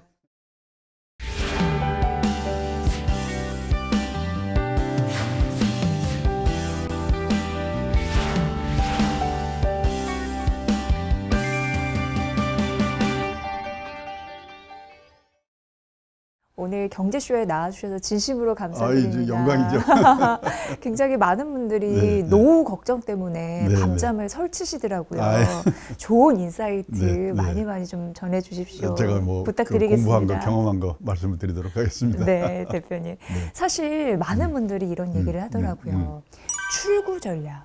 그런데 인생에는 출구 전략이 너무나 중요하다. 예, 예. 그 이제 제가 그 외국의 그 언론인이 한국의 특파원으로 와서 이제 4년인가 근무하고 귀국하면서 이제 제가 점심을 사줬는데 네. 그 사람이 와서 뭐라고 그러냐면은 한국에 와서 4년 동안 근무하면서 보니까 네. 한국 사람들은 이 돈을 버는 방법, 그걸 그 사람은 자산 관리에서 입구 관리라고 하더라고요. 입구 관리, 예, 자산 입구 관리에 관리에서. 대해서는 네. 좀 말이 그렇지만 쌍부를 키워 열심인데 퇴직을 할 때쯤 돼서 60쯤 돼서 벌어둔 돈이 모자라면 거기에 이제 맞춰 사는 네. 노력, 또 많이 벌었으면은 아름답게 쓰는 방법. 네. 그 사람은 그거를 출구 관리라고 표현하더라고요. 예, 한국 사람들은 입구 관리에 대해서는 너무나 열심인데 출구 관리에 대해서는 학교에서 가르치냐, 회사에서 가르치냐, 사회에서 가르치냐, 공부가 너무나 안 돼 있다. 그러네요. 이 친구가 그런 말을 하니까 기분이 참 나쁜데요. 그리고 생각해 보니까 이 우리 좀 재테크 그러지만 많은 분들이 이제 주어진 상황에 맞춰서 사는 거에 대해서는 사실 우리가 좀 생각은 안 하는 것 같아요. 네. 그 이제 우리가 경제적으로 자립을 하기 위해서 노후에도 생활비 모자라지 않도록 하기 위해서 이제 이렇게 재테크 뭐 자산 관리를 하잖아요. 네. 근데 이제 그 경제적으로 자립한다는 것은 돈 버는 능력이나 재테크 뭐 이런 것만 열심히 하는 게 아니라 주어진 경제적 상황에 자기 자신을 맞춰놓는 능력을 기르는 거다. 그게 절약이거든요. 네. 그러니까 사실은 해외에서도 좀 우리가 선진국이라고 해서 그런 이런 공부를 좀 하고 은퇴하는 사람들의 이 경우를 보면은 뭐 많이 벌었으면 많이 번 대로, 적게 벌었으면 적게 번 대로 맞춰 사는 그 노력들을 많이 하고 네. 그거에 따라서 얼마든지 내가 돈을 많이 못 벌었더라도 살 수가 있고, 또 많이 벌었더라도 그 잘 안 되면 고생을 하는 경우가 많아서 예. 저는 그런 의미에서 이 경제적 자립, 맞춰 사는 노력, 네. 이제 그거를 저는 출구 관리라고 생각하는데, 사실은 출구 관리에 대해서는 제가 이런 그 노후 설계 이런 강의를 하면서 보면은 잘 안 돼 있는 것 같아요. 제가 이런 상황인데 어떻게 맞춰서 살까요? 이런 질문은 거의 없고 맞아요. 나이 많은 분들도 어떻게 뭘 사면 돈을 벌을까요? 이 정도에 관심을 갖고 있어요. 그래서 저는 사실은 이 출국에 대해서 많은 분들이 이해하고 노력을 하도록 좀 강의에 대해서 많이 신경 쓰고 얘기를 하고 있죠. 네. 그래서 오늘 대표님을 모신 결정적인 이유가 그건데 저도 네. 어디서든 배워보지 않았고 네. 그래서 잘 모르는 그런 영역인데 지금 말씀 들어보니까 너무나 인생에서 소중한 네. 과업, 과제 같은 네. 느낌이 들거든요. 네. 근데 많은 분들이 모르는데 네. 지금 말씀 들어보니까 대한민국 모든 국민이 네. 이 얘기를 들어야겠다라는 생각이 또 확 드는 게 네. 정말 중요한 얘기에 대해서 네. 오늘 요님들과 함께 네. 말씀을 나누겠구나 싶어서 네. 마음이 굉장히 그렇죠. 설레는데요. 네. 지금 많은 고민들이 있는 게 네. 은퇴라는 단어입니다. 그러니까 은퇴 직전과 직후에 있는 분들이 네. 현실이 참 안담하다 하시는 분들이 상당하시더라고요. 네, 저는 그게 이제 은퇴라는 말은 요즘 우리 사회에서 많은 분들이 은퇴라는 말은 쓰지 말자 이렇게 얘기하지 않습니까? 어떻게 보면 이제 주된 직장에서 퇴직 네. 이걸 하게 되면 그 상황이 어떤가 이건데 우리나라의 경우에 보면 주된 직장에서 퇴직하는 연령이 그 취업 컨설팅 업체 잡코리아가 재작년에 발표한 자료를 보니까 51.8세라고 그러더라고요. 51.8세요. 네. 근데 이제 사실은 제가 있던 옛날에 있던 회사에도 그렇고 작년에 그 재벌그룹 이런 데서도 보면은 40대 후반에 명퇴들하고 난리였지 않습니까? 그러니까 네. 주된 직장에서 퇴직하는 나이를 은퇴라고 생각하면 안 되죠. 예, 그러니까 주된 직장 일단 퇴직을 했는데 그럼 51.8세에서부터 얼마나 앞으로 더 살게 되냐? 많은 분들이 평균 수명 지금 83.7세거든요. 남녀 합해서 평균 수명까지 살 거라고 생각을 하는데 네. 그게 아니고 5명 중에 1명이 살아남을 확률 연령 그걸 20% 생존 확률 연령이라고 그러거든요. 네. 그러니까 우리가 보통 노후 준비, 노후 설계를 할 때는 20% 생존 확률 연령까지는 산다고 생각하고 노후 준비하는 게 상식인데 예를 들어서 1980년생 금년에 만 46세 되는 분들 네. 이분들의 20% 생존 확률 연령이 남자는 100살, 여자는 102살이거든요. 그러니까 100살까지 산다는 게 그냥 말로만 하는 게 아니라 사실 현실이에요. 그러네요. 예. 그리고 또 하나 이제 지표가 되는 게 뭐냐면 가장 많이 돌아가시는 나이, 그걸 최빈 사망 연령이라고 하는데 최빈 사망 연령까지는 산다고 생각하고 노후 준비하는 게 상식이거든요. 근데 이제 그러면 이제 51세에 퇴직했다고 하면은 그때 우리나라 평균적인 가정이 재산이 어느 정도 되는가? 이 인생에서 재산이 제일 많을 때가 퇴직 직전 50대거든요. 통계청 자료를 보니까 우리나라 50대 가구의 평균 50대 가구의 평균 총 자산이 6억 6천만 원이에요. 근데 이제 여기에 우리가 부채 차입금이 많잖아요. 빚이 많잖아요. 빚이 평균 1억 1천이에요. 예. 빼면은 5억 5천만 원. 이게 순자산 자기 자본인데 온전히 생각하면 50대 후반에 재산이 5억 5천만 원이 있으면 그럭저럭 먹고 살 수 있을 거 아니냐 이렇게 생각하는데 문제는 5억 5천만 원 중에서 살고 있는 집값이 4억 6천만 원이에요. 아, 그럼 훅 빠지네요. 9천만 원 남잖아요. 네. 결국 9천만 원으로 그 여생을 주된 직장 살아야 퇴직 후에 되는데, 30년, 예. 40년 어떻게 삽니까? 그러니까 이제 9천만 원 갖고 뭐 주식 사서 튀겨볼 것 하다가 빵으로 만들거나 지금 난리지 않아요? 아니면 집을 팔아 살아야 되는데 그 집이 이제 지금은 우리나라 부동산 이렇게 난리돼서 집 한 채만 있으면 끝날 것 같지만은 이게 이제 이웃나라 일본이 경험한 것처럼 인구가 줄고 우리도 좀 인구 줄잖아요. 그다음에 젊은 사람 줄어들고 또 경제가 어려워지고 그러면서 집값 장기 하락 현상이 나타나면 내 노후가 어떻게 되지? 걱정이 되는 거예요. 그러네요. 네. 제가 이제 일본에 근무할 때 알던 친구가 있는데 도쿄 수도권에 살고 있어요. 28평짜리 아파트에 살고 있거든요. 그 사람들은 보면은 우리처럼 집에다가 막 돈을 그냥 집어넣지 않아요. 네. 그 28평짜리 아파트를 1984년도에 우리 돈으로 계산해서 1억 2천만 원에 샀다고 하더라고요. 그게 쫙 올라가지고 일본의 집값이 제일 비쌀 때가 언제냐면 1991년. 일본의 부동산 버블이 피크일 때거든요. 네, 예. 우리 돈으로 3억 6천만 원까지 올랐대요. 거기 살고 있어요. 네. 벌써 한 3, 40년째 살고 있어요. 아, 쭉 그때 거부를 거기서 지나서도 예. 예. 지금 이제 제가 가끔 전화해서 지금은 너희 집 얼마냐 물어보면요. 작년 연말에 물어봤더니 한화로 우리 돈으로 3천만 원, 4천만 원인데 팔릴지 말지래요. 아, 그렇게 내려온 거예요? 그렇죠, 그렇죠. 그래도 그 친구는 아무렇지도 않아요. 왜냐하면 애들 다 집 있고 나도 이제 집 있는데 거기는 기본 생활비 정도는 연금을 받아 살 수 있으니까 네네. 뭐 그냥 그렇게 집이 그렇게 됐는데도 아무렇지도 않아요. 근데 우리는 지금 일본 선진국처럼 집 연금이 있느냐? 지금 우리나라 예를 들어서 선진국 경우에는 최소 생활비 정도를 연금으로 받아 생활할 수 있는 나라가 선진국이거든요. 근데 우리는 그럴 수 있는 사람이 학교 선생님이나 공무원, 그다음에 군인 출신 그 일부 연금 있는 사람, 직역연금 있는 사람들하고 특별히 제가 생각해서 준비한 사람이에요. 그러니까 지금 한 31% 정도가 주로 연금으로 하고 있는데 연금도 그 정도예요. 그러니까 이제 뭐 남는 건 달랑 집 한 채거든요. 그리고 지금 보면은 우리나라 연금 그러니까 퇴직한 사람들이 받는 상황을 보게 되면은 전체 생활비는 어렵고 그러니까 국민연금 가입한 사람이 제일 많은데요. 그 65세 이상 고령자 중에서 국민연금을 나이 들어서 이제 65세 되면 받잖아요. 네. 그게 받는 걸 노령연금이라고 그러죠. 노령연금을 몇십만 원이라도 받는 사람이 70% 정도고요. 그 다음에 한 달에 그 월 수령액이 60만 원 미만이 받는 사람이 65% 정도예요. 네네. 100만 원 이상 받는 사람은 16%밖에 안 돼요. 그리고 이제 퇴직연금 있고 또 개인연금이 있는데 퇴직연금, 개인연금 다 합쳐서 보니까 한번 가입자 수로 나눠봤더니 8천만 원 좀 넘더라고요. 그걸 연금화 시켜봤자 한 달에 뭐 10만 원, 20만 원 될까? 한꺼번에 받아봤자 2, 3년 지나면. 연금도 그런 형편이라거든요.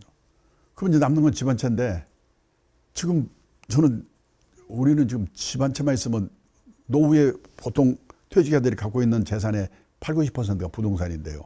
집 한 채만 있으면 만사가 오케이 같던데 안 그래요.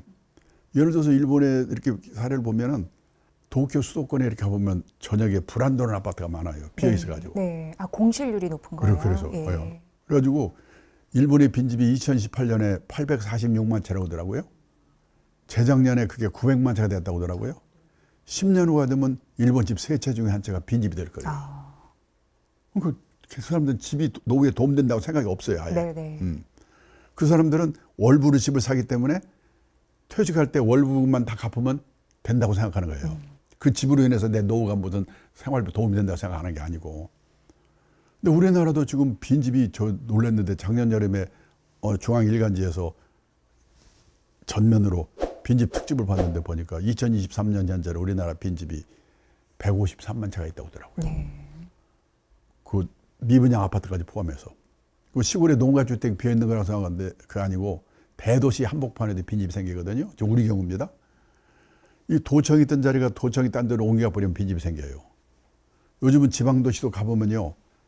인구가 줄고 있는데 외곽에 신도시가 생겨요. 네. 지방에도. 그 구도심에 있던 젊은 친구들이 그걸로 이사 가고 그렇죠. 구도심에는 노인들만 남아있다가 돌아가시면 비는 거예요. 우리도 지금 153만 채가 비어 있어요. 그러니까 지금 연금도 없지. 이런 형편이에요, 지금. 우리나라 이 주된 직장에 퇴직한 사람 전후에 있는 사람들이. 네. 그럼 이제 무슨 방법을 찾아야 될 거 아니에요? 어떻게. 결국은 방법이 뭐냐? 퇴직하고 나서도 어떻게 일하는 수밖에 없어요. 그렇네요. 네. 그거는 일본도 마찬가지예요. 작년에 제가 일본인 친구가 저한테 책을 한 권 보내줬는데 문고판 책인데 일본에서 지금 베스트셀러라고 하더라고요. 그 제목이 뭐냐면 정년 후의 진실 이런 책인데. 정년 후의 진실. 예. 그런데요. 저도 놀랐는데 일본의 60세에서 80세까지 월 평균 수입이 25만 엔, 우리 돈 250만 원 정도래요. 내 월 생활비가 30만 엔, 300만 원 정도래요. 뭐 우리나라 비슷해요. 네. 그러니까 50만 원에서 100만 원은 우리 돈으로 생활비가 모자라니까 일해서 벌어야 된다. 그래가지고요. 일본의 70세 남성의 취업률이 46%. 70세인데. 그만큼 일자리도 있는 거네요. 절반 정도가 일을 하고 있는 거예요. 그러니까 그거는 우리가 억울해 생각할 필요 없어요. 우리만 그런 게 아니에요. 선진국이라고 하는 일본도 마찬가지예요. 그래서 일을 하는데 뭔 일 하냐? 다들 폼나는 일 같지만 그렇게 하는 사람도 있지만은 대부분 사람들이 일본이 뭐냐면 아파트 관리인. 아파트 관리인 이거 하기 위해서 경쟁률이 50대 1이에요. 한 자리를 두고 50명이 다투는 그렇죠, 거네요. 그렇죠. 그다음에 가사 대행 서비스. 네. 말은 그렇던데 가사 도우미예요. 그렇죠, 그렇죠. 그리고 또 특히 노노 케어 그 일이 많아요. 그 지금 우리나라는 아직 고령사회 그래도 베이비붐 세대가 그 75세 이후에 후기 노령기로 아직 다 넘어가지 않았거든요. 근데 일본은 베이비붐 세대가 다 후기 노령기에 갔어요. 네. 그럼 난리가 나요. 저도 이제 내일 모레 80이 되는데 나이가 되니까 여기 이제 아프잖아요. 돌봐줄 시설이 마땅치가 않아요. 돌봐줄 사람이 없어요. 지금 우리나라는 간병인의 이 40 내지 50% 정도가 중국 동포가 와서 도와주고 있거든요. 그분들도 이제 먹고 살만하고 또 애도 안 낳고 그래서 그분들 안 오면요 우리나라 난리 날 거예요. 예. 지금 일본은 필리핀에서 여성들이 온다는데 말이 안 통하잖아요. 그래서 일본은 지금 그런 시설이 없고 사람이 부족하고 그래가지고 지금 일본의 사회적 문제가 돼 있는 게 간병 난민, 간병 돌봄, 그 난민 대란 뭐 이러거든요. 네. 우리도 지금 남의 얘기가 아니에요. 그래가지고 일본에서 보면은 이 노노 케어, 젊은 노인이 나이 든 노인 도와주는 게 큰 일거리거든요. 네네. 그래서 일본의 요양시설 같은 데 가보면요. 60대, 70대, 심지어 80대까지 건강한 시니어를 환영합니다. 와서 일하세요. 근데 우리는 지금 훨씬 더 노후 준비가 안 돼 있기 때문에 일본에 비해서 연금도 그렇고 그러기 때문에 아마 더 앞으로 그런 세상이 올 거예요. 네. 그때에 대비해서 지금 내가 현재 갖고 있는 재산이 어떻게 돼 있고 그다음에 뭐 연금은 어떻게 돼 있고 해서 나중에 그런 이제 그래서 그런 부분들처럼 일을 해서라도 뭔가 생활비를 번다 이런 마음가짐을 갖는 거가 어떻게 보면 지금 이런 게 바로 저는 출구관이라고 생각해요. 네. 그러니까 대표님 말씀 들어보니까 네. 일본이라는 나라를 하나의 벤치마크하면서 우리도 전략을 세워야 된다. 지금 좀 늦은 감이 있지 않나 이런 생각도 들게 되는데. 그래요. 저는 그런 면에서요. 참 제가 행운이라고 생각하는 게 뭐냐면 그 저도 이제 이 나이가 되어 보니까 그때 그렇게 해서는 안 되는 거였구나. 이렇게 했어야 되는구나. 이걸 깨닫게 되는데 제 나이가 되어서 깨달아봐야 준비할 시간이 없잖아요. 네. 그러니까 보니까 이런 노후 준비랑 저는 그래서 20, 30대부터 노후 준비해야 된다고 이 얘기를 하거든요. 20, 30대부터. 예, 그럼 사람들이 웃어요. 예. 왜 그러냐면은 그 젊은 시절의 간접적인 경험으로 미리 깨닫고 준비하는 게 중요하기 때문에 그러니까 저는 그 20, 30대 그 시절에 연수 뭐 그다음에 거기서 근무하면서 일본의 우리보다 20년, 30년 고령 사회가 앞서가고 있는 사회를 보면서 네. 아, 이게 앞으로 이렇게 되겠구나 우리도 20, 30년 딱 따라가니까 그때에 대비해서 이런 준비를 해야 되겠구나. 그중에 제일 중요한 게 뭐냐면 뭔가 하여튼 퇴직하고 나서 죽을 때까지 돈이 되는 일이든 사회공헌 활동이든 취미 활동이든 그런 겸한 활동이든 소일거리를 갖는 게가 어떻게 노후 대비에 가장 중요한 거구나. 이걸 제가 간접적인 경험으로 깨달은 거가 네. 저한테는 큰 도움이 됐거든요. 네. 그래서 제가 자꾸 이런 얘기들을 많은 분들한테 하는 이유가 좀 일찍 젊은 시절에 깨달아서 준비를 해야 됩니다. 퇴직하고 나서는 준비가 시간이 없거든요. 네. 그때 깨달아봐야 의미가 없으니까. 예. 그래서 좀 간접적인 경험으로 미리 좀 깨달아 주십시오. 이렇게 하고 있는 게 제 일이고 실제로 가끔 보람이랄까 효과가 있구나 느끼는 게 뭐냐면 제가 작년인가에 우연히 그 제 유튜브 그거에 댓글을 보니까 어떤 분이 뭐라고 써 있냐면 제가 금년에 34세인데 지금 이 영상을 본 것이 행운으로 생각합니다. 그 제가 젊은 시절에 깨달았던 거를 그분도 생각한 것 같아요. 그래서 저는 좀 젊은 시절에 이런 문제를 100세 시대에 이런 문제를 미리미리 깨닫고 미리미리 준비하는 게 중요하구나. 그걸 계속 말씀드리고 싶어요. 네. 뭔가 자신이 능동적으로 할 수 있는 일을 가진 사람은 네. 영원한 청춘을 가진 거다. 이런 말씀 많이 하시는데 그렇죠. 굉장히 중요한 의미로 다가오고요. 네. 대표님께서 말씀하신 것 중에 두 가지를 좀 인상적으로 들었는데 네. 첫 번째는 이제 부동산 관련 이슈였습니다. 네, 네, 근데 평소에 부동산 불패 신화를 믿지 마라 이렇게 말씀하신 걸로 알고 있는데 지금 네. 현 정부에서도 부동산에 쏠려 있는 그 인식을 과감하게 깨고 네. 뭔가 자금을 분배하기 위해서 뭐 주식 시장으로든 네, 네. 좀 노력을 하고 있는 네. 와중인데 그게 가능하다고 보시는지 그리고 어떤 전략으로 그럼 우리를 노후를 대비해야 되는지 그러니까 이제 뭐냐면 궁금합니다. 우리가 노후의 3대 불안이 뭐냐면 첫째가 돈이고 네. 둘째가 건강, 셋째가 외로움이거든요. 이 3대 불안에 대비하기 위해서 자산 관리를 잘해야 되는데 우리 각자가 갖고 있는 자산이 첫째가 실물 자산, 네. 주로 부동산이지요. 두 번째가 금융 자산, 현금, 예금, 주식, 채권 뭐 이런 금융 자산.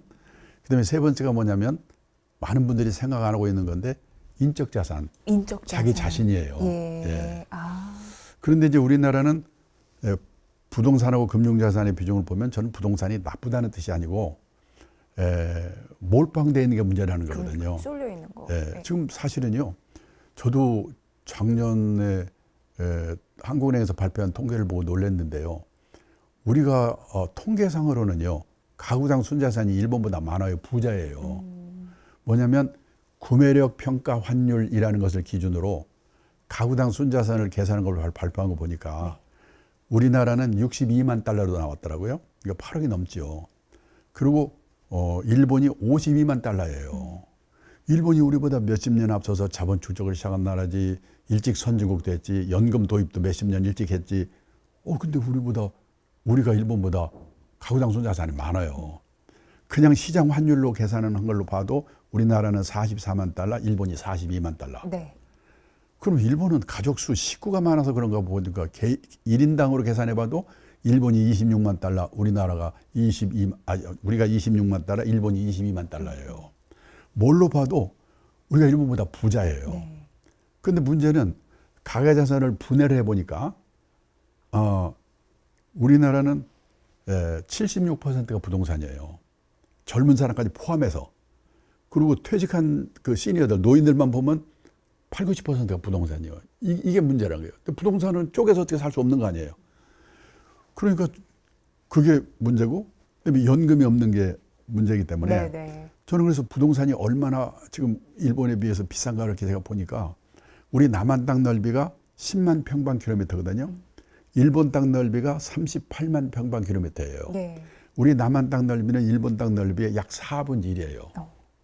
그러니까 땅 넓이는 4분의 1인데 땅값은 4분의 4. 그렇네요. 똑같다는 예, 거예요. 예, 예. 그러면요.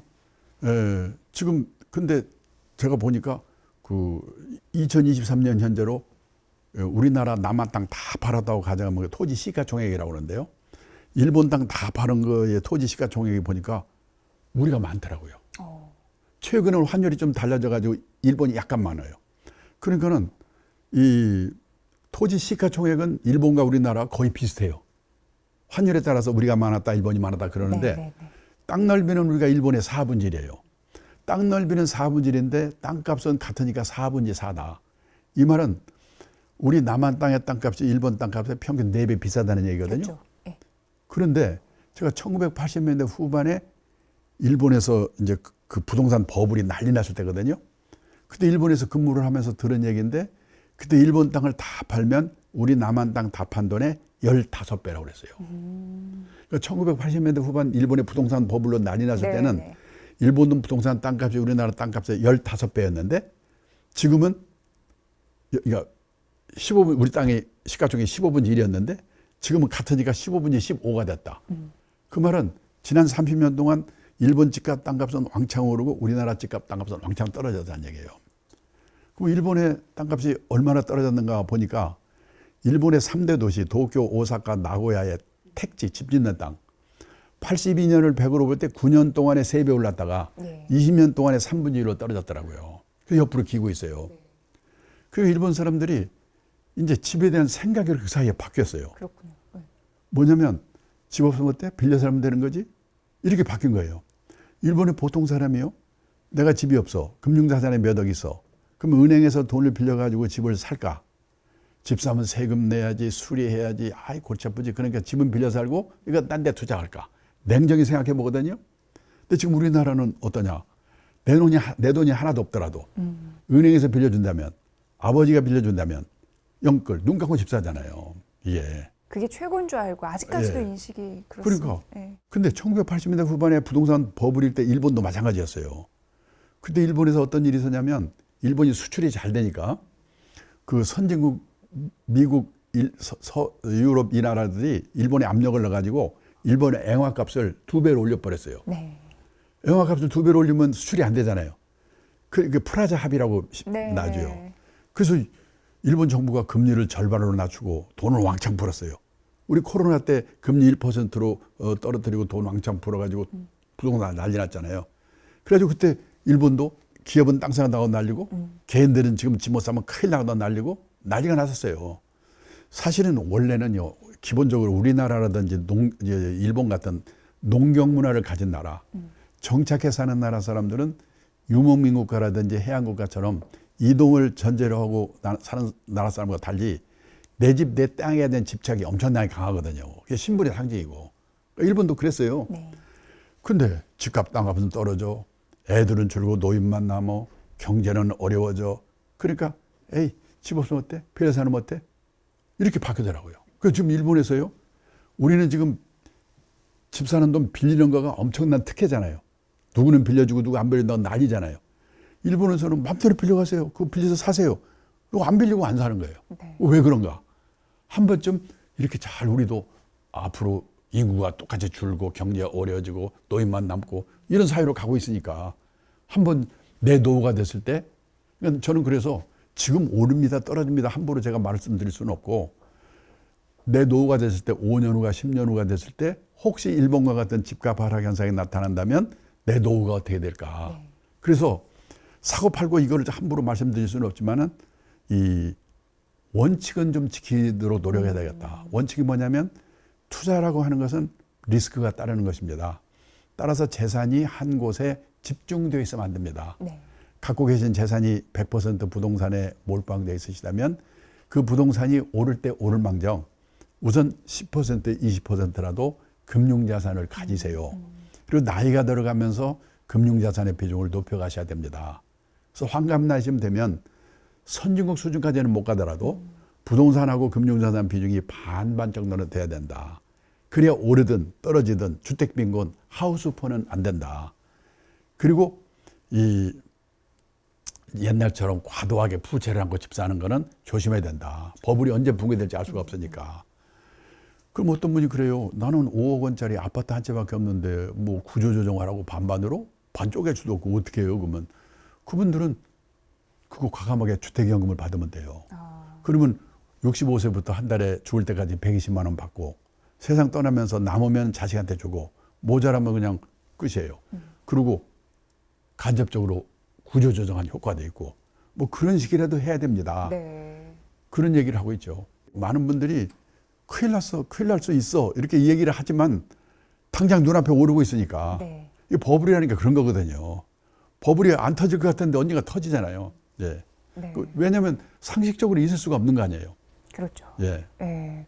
그리고 이제 연금도 말씀해 주셨는데 네. 정말 재테크보다 중요한 게 연금이다. 네, 네. 이런 얘기를 그러니까 들었습니다. 뭐냐면 다시 말씀드리면 우리가 선진국이라고 하면 부자 나라, 돈 많은 나라 이렇게 생각하는데 그게 아니고 세상을 떠날 때까지 최소 생활비 정도를 연금으로 받을 수 있도록 되어 있는 나라가 선진국인데 예를 들어서 미국이나 일본이나 독일의 노인분들에게 매달 주 수입원이 뭐예요? 이렇게 물어보면 아, 이거 연금이에요.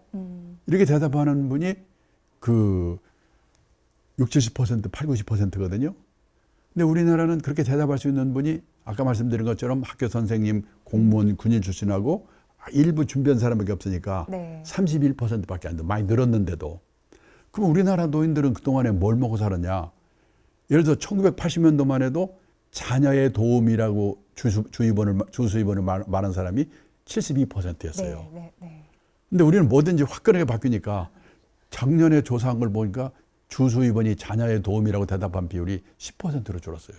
그거는 확연한 예. 차이가 있었죠. 그러니까 선진국 같은 경우에 주수입원이 자녀의 도움이라고 대답하는 비율은 뭐 미국이 0.4, 일본이 네. 1.7, 독일 뭐 네. 그래서 선진국 어느 나라도 자식이 부모의 주 생활비를 도와주는 나라가 없거든요. 네. 그렇기 때문에 저는 뭐냐면 사회생활과 시작과 동시에 연금이 가장 중요한 거니까 연금은 1, 2년 내에 되는 게 아니잖아요. 30년, 40년 적은 금액이라도 네. 쭉 오래 들여야 되니까 국민연금 부부가 같이 드세요. 전업주부라도요. 한 달에 9만 원씩 30세부터 60세까지 가입을 하면 지금 돈으로 58만 원 3천 원씩 받아요. 월. 그래요. 그 물가 오르면 늘어나니까. 네. 남편 거 갚으면 절대 굶을 염려 없어요. 부부가 국민연금 들고 그다음에 퇴직연금. 그 요즘은 뭐 자영업하는 분도 다 들 수 있으니까. 그리고 그걸로 모자라니까 개인연금. 그래서 상당구조로. 그래서 예. 국민연금이 1층, 퇴직연금이 2층, 네네. 개인연금이 3층이거든요. 그러니까 3층 연금으로 최소 생활비 확보할 수 있도록 연금 준비하세요. 그러니까 뭐냐면 돈이 많으면은 그러면 다 오케이 같은데 돈이 많아도요. 매달 들어오는 소위 흘러오라고 하죠. 들어온 돈이 없으면 못 써요. 무서워서. 그렇죠. 그리고 또 그러니까 부동산으로 다 갖고 있다가 버블이 터지면 또 의미가 없거든요. 그렇기 때문에 저는 하여튼 이 사회생활 시작과 동시에 나는 나중에 퇴직 후에 최소 생활비를 연금으로 받도록 준비하겠다. 그게 선진국이다. 그 마음가짐을 가져야 된다고 말씀드리고 네. 그 퇴직연금을 통해서 공부를 해가지고 다른 자산을 운용하는 데 활용하는 거거든요. 예를 들어서 미국 같은 경우는 연금 백만장자가 직장인의 꿈이에요. 아, 예를 들어서요. 그 미국의 휘데리티라고 하는 미국에서 제일 큰 자산운용사가 있는데 그 회사의 고객 중에 이 퇴직연금 이 개인형 퇴직연금하고 그다음에 회사형 퇴직연금하고 퇴직연금으로 100만 달러 우리 돈도 지금 한 15억쯤 되는 거죠. 네. 받는 사람이 두 개 합쳐서 100만 명이라고 하더라고요. 그러니까 예. 그 휘데리티라는 그 회사의 시장 점유율이 20%니까 미국 전체로는 500만 명 정도가 연금 백만장자이거든요. 네. 그리고 그 돈 혹은 그동안에 모아놓은 돈을 하니까 저는 그래서 우리나라 많은 직장인들이 직장생활 시작과 동시에 연금 백만장자가 약간 우리한테 무리라고 생각하면 하다못해 50만 장자 정도의 꿈을 갖고 연금을 국민연금 1층, 개인연금, 퇴직연금 2층, 개인연금 3층 열심히 가입하고 네. 그리고 이제 거기 퇴직연금과 개인연금을 잘하기 위해서는 연금 자산을 운용하는 공부를 해야 되거든요. 그래서 미국의 많은 직장인들은 이 퇴직연금 가입을 해가지고 그 연금 자산을 운용하면서 투자에 대해서 펀드 투자를 그때 처음 시작해요. 그래서 그 배운 지식으로 다른 자산을 운용하는 데 활용하거든요. 근데 우리나라는 뭐냐? 직장 생활 시작하면서 퇴직연금이 있는지 뭐 그다음에 개인연금이 뭡니까? 퇴직금인지 그것이 DC형인지 DB형인지 모른 채로 퇴직하는 사람 많아요. 맞습니다. 그리고 네. 퇴직연금에는 이렇게 방치해 놓고 돈을 빌려 가지고 신용거래 지금 B2가 33조잖아요. 빚어져서 이 주식 투자하고 있거든요. 근데 미국의 직장인들은 직장 시작할 때부터 퇴직연금 제도라는 게 엄청난 게 복지제도다. 그래서 거기 그 가입을 하고 그 연금 자산 운용이 내 책임이니까 네. 거기서 투자에 관한 공부를 해서 그 공부를 한 걸 가지고 다른 자산을 운용하는 데도 활용하는 거예요. 그럼 상대적으로 수준도 높겠네요. 그렇죠. 그러니까 그래서 연금 네. 백만장자 연금 뭡니까 퇴직연금 백만장자의 꿈을 갖고 직장인들이 하니까 그만큼 퇴직연금 자산 운용에 관심을 쏟고 그리고 거기서 배운 지식으로 나머지 자산 운용에도 활용하고 그러니까 우리도 지금 맘만 바꾸면 가능해요.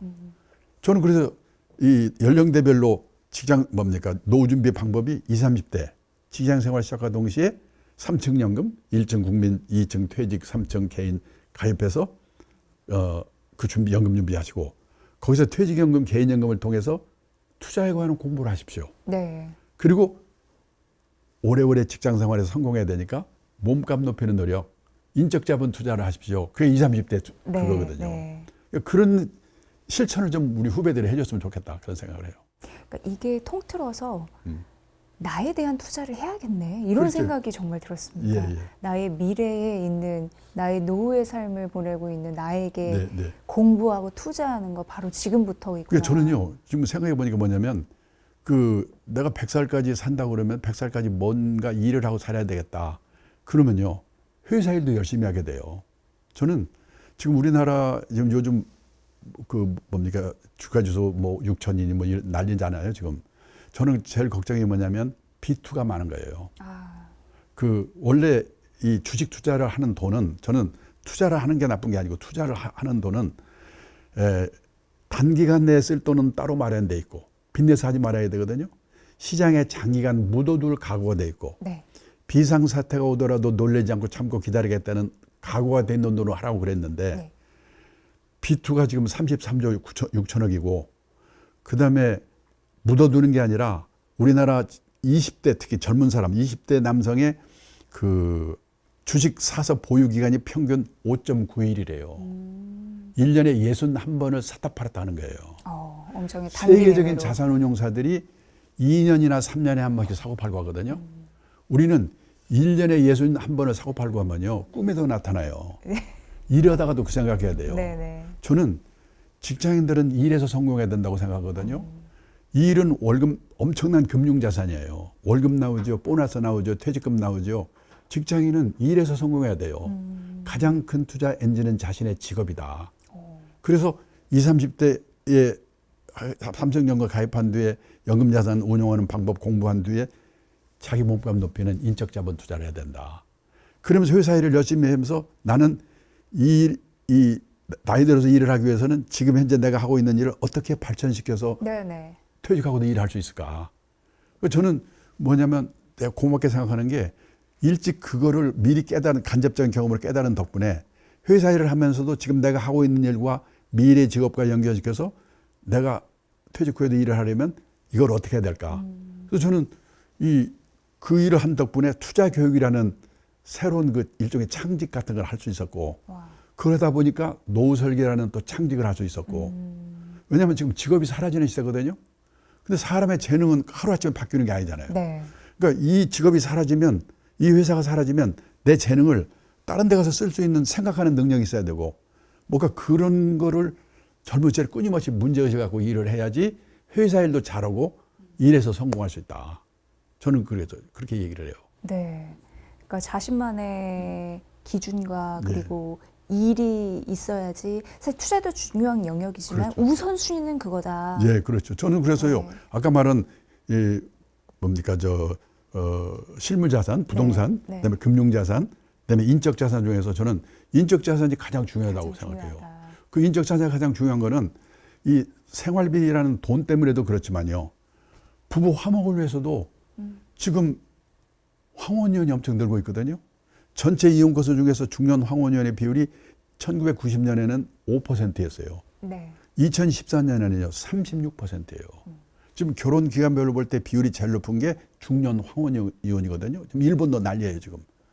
근데 황혼이혼의 사유를 들어보면 옛날에는요 이 성격 차이, 그다음에 돈 문제, 뭐 배우자 외에도 뭐 이런 얘기인데 요즘은 그 세 가지에다 포함된 게 뭐냐면 퇴직 후에 부부의 갈등이에요. 네. 그러니까 시간도 많고 부부 이러다 갈등을 보니까. 줄이기 위해서라도 예. 이 일이 중요한 거예요. 지금 일본의 가정주부들은 그걸 깨달았기 때문에 전업주부인데도 40대 후반에 되면 애들 교육 손에서 떼거든요. 거의 대부분의 주부들이 아르바이트를 해요. 뭐 조그만 그 슈퍼에서 날리는 거라도 거의 대부분의 주부들이 아르바이트 한다고 보면 돼요. 그 남편은 남편대로 뭔가. 그래서 낮 시간 동안에 퇴직 후에 그런 갈등을 줄이는 거예요. 예. 그리고 또 하나가 중요한 게 뭐냐. 제가 지금 내일 모레 8순인데 이 친구들이 보면은 먹고 사는 문제는 그럭저럭 해결이 되는데도 갈 데가 없는 거, 역할이 없는 거가 너무나 공허한 거예요. 일적인 측면에서요. 그렇죠. 그래가지고 그 티베트 종교지도자 달라이라마가 그랬대요. 자신이 다른 사람들에게 쓸모 있는 존재가 아니라고 생각하는 노인은 자신이 남에게 유용한 존재라고 느낀 노인보다 일찍 숨질 가능성이 3배 가까이 높게 나왔다. 3배나 되는군요. 부유한 나라에서 고통과 분노의 정도가 더 심한 건 물질적 부가 부족해서가 아니다. 내가 남에게 필요한 존재라는 느낌이나 내가 사회와 함께하고 있다는 느낌을 더 이상 갖지 못하기 때문에 불행해지는 것이다. 아주 높은 자리에 있던 제 선배 한 분이 퇴직하더니 뭐라고 하냐면 자기는 퇴직하고 나니까 쓸모없는 인간이 된 것 같아서 서글프대요. 근데 쓸모있는 인간을 누가 만들어주는 거 아니거든요. 자기가 만들어야지. 근데 보면 왕년에 높은 자리에 있던 사람, 왕년에 끝발이 있던 사람일도 이게 안 돼요. 그동안 그렇게 열심히 해서 그 자리까지 오르셨는데도 예. 그런 정서적인 뭐랄까 만족감 이런 그러니까. 부분은 그 이후에도 소일거리가 없어서 그런 거예요. 더 그게. 커진다는 거잖아요. 그렇죠. 그러니까 뭐냐면 예. 생활비가 모자라는 게 때문에도 일을 해야 되고 예. 부부의 화목을 위해서도 뭔가 일을 해야 되고, 그 다음에 자기 역할이 없는 공허감에 벗어나기 위해서도 일을 해야 된다. 근데 반드시 그 일이라는 게 꼭 돈 버는 일이 아니라도, 예를 들어서 돈이 아쉬워서 일을 했는데 취미가 될 수도 있고, 취미로 했는데 돈이 생길 수도 있거든요. 네. 그 제가 유튜브에서 봤는데요. 어떤 분이 재벌 그룹 임원하다가 갑자기 나오셨대요. 네. 뭐랄까 이렇게 보니까 택배 분류한 데를 가봤대요. 근데 그게 무지개 힘든 일이래요. 돈 때문에 했으면 못했을 건데 그때 그분이 과체중이었대요. 내가 운동해서 빼나 이거 해서 빼나 마찬가지였구나. 몸무게 뺄 목적으로 일을 시작했대요. 몇 개월 만에 몸무게가 빠졌어요. 지금도 한대요. 그런 거예요. 그러니까 꼭 우리가 일하라고 하면 다들 지긋지긋한 그 일, 그게 아니고 그냥 이 취미반, 예를 들어서 지금 이게 미국 같은 데는 민간 비영리 조직, NPO 네. 활동이 굉장히 활성화되어 있거든요. 예. 그게 뭐냐면은 우리 시민단체 NGO 있잖아요. 이거는 비정부 기구의 뜻인데 NPO는 비영리 조직이라는 뜻인데요. 미국 가면 한 130만 개 정도의 NPO가 있어요. 네. 그런 데 가서 노인들 돌봐주는 일, 뭐 애들 교육시키는 일, 사회공헌, 무슨 지역사회 개발 이런 식의 일을 해요. 현역 같으면 100을 받았을 거를 30 내지 40 정도만 받아요. 먹고 살 걱정 없는 사람들이니까. 그러면 60 내지 70은 사회공헌 활동, 요즘 유행하는 재능 기부가 돼요. 그리고 30 내지 40은 용돈벌이. 아주 공짜로도 재미가 없으니까. 그래서 미국에서는 NPO에서 일하는 사람도 다 취업 인구에 포함을 시키는데 몇 년 전 통계를 보니까 미국 전체 취업 인구의 10% 정도가 이 NPO에서 일하는 사람들이에요. 그러니까 우리도 나는 돈 걱정이 없으니까 일 안 해도 되는 게 아니고 그런 취미 활동 절반, 봉사 활동 절반이면서 약간의 용돈벌이 하는 일, 이런 일들을 다 찾아서 해야 된다. 네. 그래서 뭐냐면 아까 노후의 3대 불안이 돈, 건강, 외로움이라고 했는데 3대 불안을 해소하는 최선의 방법이 돈이 되는 일이든 사회 공헌 활동이든 취미 활동이든 그거를 겸한 활동이든 네. 소일거리가 있어야 된다. 그래서 저는 가장 확실한 노후 대비는 재테크가 아니고 평생 현역이다. 이런 식의 주장을 하죠. 네. 평생 현역, 지긋지긋하게만 생각하시지 마시고 즐겁게. 예, 즐겁게 나의 인생을 행복하게 예. 살 수 있는 지름길임을 예. 명심하는 게 중요해요. 그러니까 돈이 없는 사람은 없기 때문에 할 수 없이 해야 되고 예. 있는 사람은 아까 말씀드린 부부의 화목이라든지 네. 사회의 역할을 그런 걸 위해서라도 뭔가 약간의 수당을 받으면서 일하는 그런 거. 네. 뭐 그러니까 그런 생각을 해야 된다. 그래서 일의 가치가 중요하다 이런 말씀을 드리죠. 그 연구의 이름처럼 100세 동안 자기가 주체적으로 자신의 삶의 네. 주인공이 되면서 자산 관리도 하면서 네. 이렇게 네. 출구 전략도 짜면서 그걸 엄청 고민하시고 연구하시면서 실천하고 계시잖아요. 근데 네. 제가 궁금한 게 꼭 뵈면 여쭤보고 싶었던 게 네. AI 시대에 네. 정말 많이 일이 변화할 거고 네, 네. 그리고 굉장히 사고도 달라야 되고요. 네, 네. 급변하고 있는 상황이잖아요. 근데 그때 우리 어떻게 일을 해야 될 건지. 그래서 저는요 지금 네, 저 굉장히 궁금해요. 개인적으로 네. 저는 사실은 좀 약간 기계치였어요. 그래서 제가 군대 가서 훈련 받을 때 그 M1선총 분해결합 이거 못해가지고 막 기합받고 그랬거든요. 그다음에 또 직장에 들어가서 컴퓨터 시작됐잖아요. 네, 네, 그거 잘 네. 못해가지고 네. 그래서 제가 좀 약간 디지털 문맹인데 네. 최근에 제가 생각을 바꾼 게 뭐냐면은 그 어느 출판사에서 저한테 그 제가 이제 그 유튜브에서 여기를 많이 찍었잖아요. 네. 그리고 또 책을 또 몇 번 냈잖아요. 그러니까 제 어떻게 보면 제 컨텐츠가 그 이 기억이 되고 있는 거예요. 그게 네. 그건 내 대신 그 인공지능이 그런 걸 다 모아가지고 그래서 그 출판사에서 저한테 이렇게 두껍게 만들어가지고 왔더라고요. 예를 들어서 유튜브를 많이 안 했다든지 또는 책을 같은 거 안 내서 그게 저장이 되어 있지 않는 사람은 좀 힘들겠지만은 예. 저 같은 경우 그렇게 저장이 돼 있으니까 그걸 잘 문제는 활용하는 방법만 제가 공부를 하면 되겠어요. 네. 근데 방법은 뭐냐면 그 제 경험이라든지 내가 다른 독서를 해가지고 그 질문하는 능력을 잘 키우면 사실 저도 이 스마트폰 이게 쓰잖아요. 처음에는 그냥 굉장히 힘들었거든요. 이거 점점 이게 사용이 쉬워지잖아요. 저는 인공지능도 AI도 사용 방법이 쉬워지는 것 같아요. 제가 출판사에서 그걸 딱 이런 원고를 갖다가 딱 주는 걸 보고 야, 내가 이 조금만 더 노력을 하면 네. 내가 하는 분야에서 AI의 도움을 엄청 받겠구나. 예를 들어서 AI 간병할 때도 간병도 앞으로 이제 성역화되고 AI 도움을 많이 받을 거고요. 네. 그러니까 저는 그런 면에서 제가 좀 그동안 너무 이 AI에 대해서 소홀히 한 거에 대해서 좀 반성하고 좀 열심히 공부하려고 생각하고 있습니다. 제가 최근에 AI 영화제의 관람객으로 가서 이제 봤는데 마음만 있으면 AI 도구 툴을 이용해서 내가 영화를 만들 수도 있고 음악을 만들 수도 있는 사람이 될 수도 있겠구나라는 생각을 하니까 무섭기도 하면서 설레기도 하면서 굉장히 다른 시각으로 이 AI 시대를 그래서 살아야겠다 저는 이런 생각이 참 들었습니다. 그동안 네. 반성을 하는 게 뭐냐면은 이제 직장생활 오래 하면서 임원이 되고 이러다 보면은 뭐 비서의 도움도 받고 이렇게 하다 보니까 제가 제 스스로에게 잘 못했거든요. 지금이라도 근데 옛날에는 엄두를 못 냈는데 요즘 보면은 약간만 자기가 시간을 써서 이용 방법을 알게 되면은 자꾸 이게 쉬워지니까 네. 그러니까 사용 방법이 편해지니까 그래서 제가 갖고 있는 어떻게 보면 그 콘텐츠를 그 AI가 다 저장하고 있잖아요. 내 대신 저장해 준 거를 정리해서 나한테 주는 게 얼마나 고맙습니까? 근데 그걸 내가 활용 못 한다는 건 내가 이거 반성해야 되겠구나 그런 생각을 하고 있습니다. 네. 그래서 많은 이들이 또 AI 전문가들은 이제 앞으로 세상은 예. AI를 잘 쓰느냐와 못 쓰느냐로 나뉜다. 그런 것 그 말이 맞는 네, 것 네, 네. 같으셔요. 그 대표님 또 궁금한 게 자기 브랜드, 예. 자기만의 뭐 정체성이 담긴 예. 그런 거 끊임없이 연구 개발해야 될 것 같은 느낌 드는데 그러니까 좋은 전략이 제가 있을까요? 그래서 저는 이제 예를 들어서 블로그 같은 거를 뭐 이게 계속 쓴다든지 네. 책을 낸다든지 하는 게 자기 브랜드를 만드는 방법이 아닐까 생각이 되고 저도 지금 이 나이에 왜 저를 강의를 불러줄까 가만히 생각해 보니까 재무 설계에다가 원래 출발은 전 재무 설계 시작했거든요. 예. 재무 설계에다가 인생 설계를 접목했기 때문에 그런 것 같아요. 왜냐하면 재무 설계만 가지고 본다면 예측이나 이런 게 많이 중요하잖아요. 그리고 젊은 사람들이 많잖아요. 그러니까 그 사람들하고 경쟁해서 제가 어떻게 명함을 내밀 수가 없는데 그 인생 설계를 접목시키면은 그 사람들 인생 설계에 대해서 잘 모르잖아요. 그러니까 그만큼 제 이 브랜드가 되는 게 아닌가 생각이 되고 네.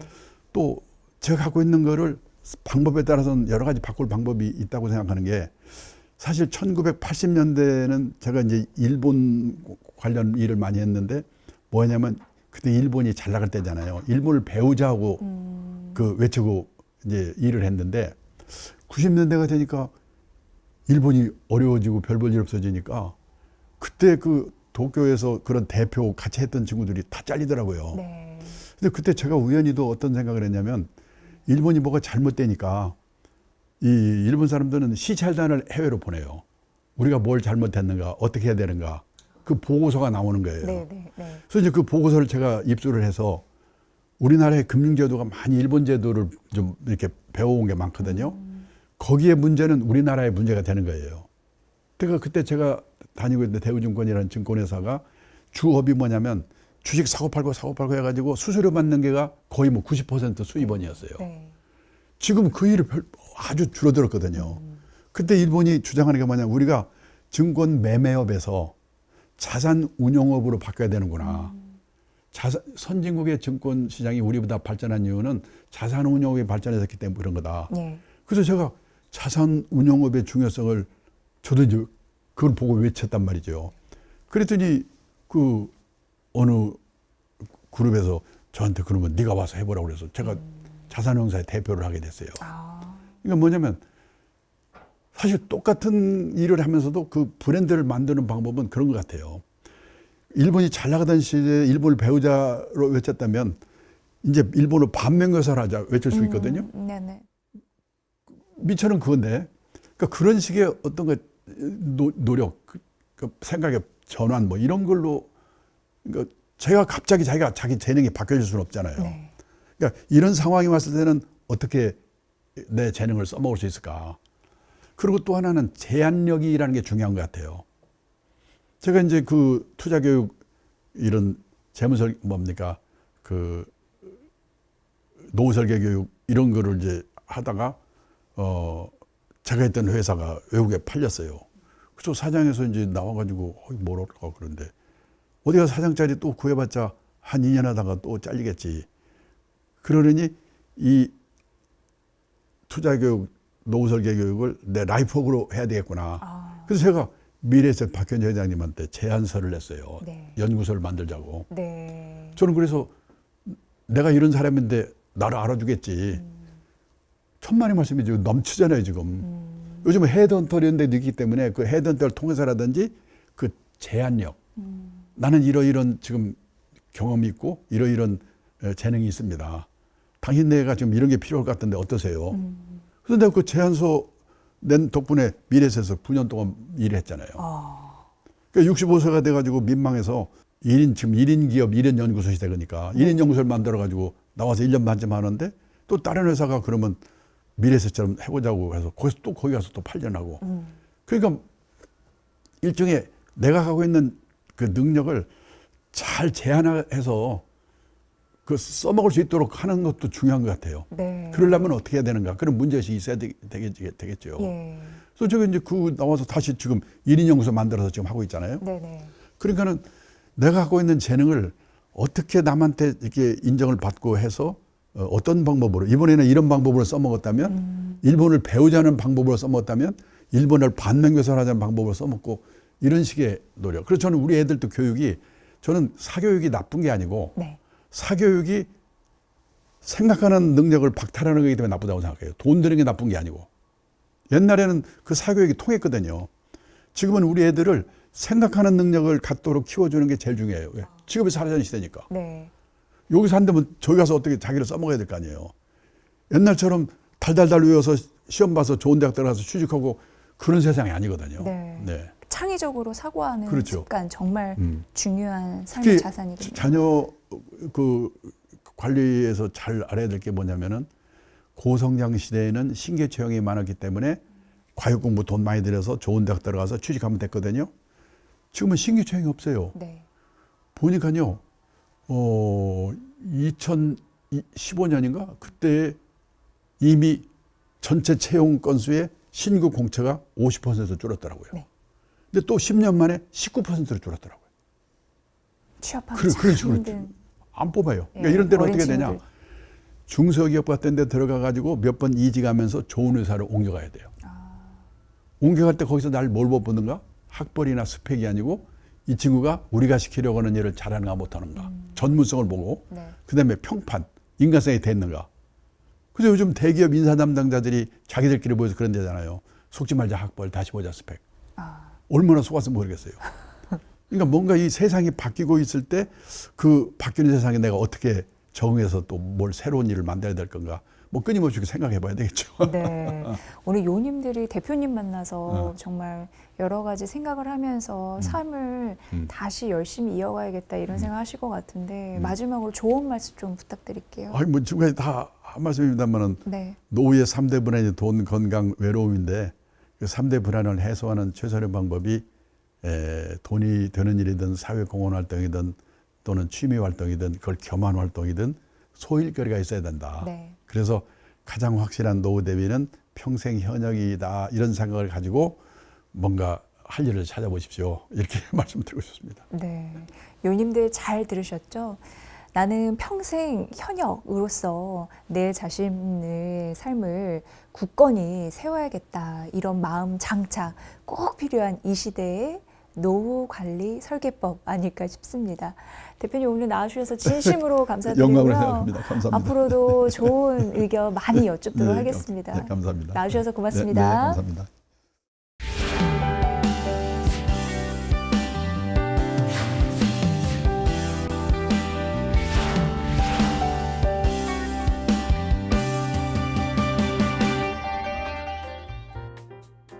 노후의 3대 불안, 돈, 건강, 외로움에 대응하는 최선의 방법이 뭔가 소일거리를 갖는 일이다 이렇게 말씀드렸는데 여러 가지 노력을 하셔서 부디 평생 소일거리를 갖도록 노력하세요.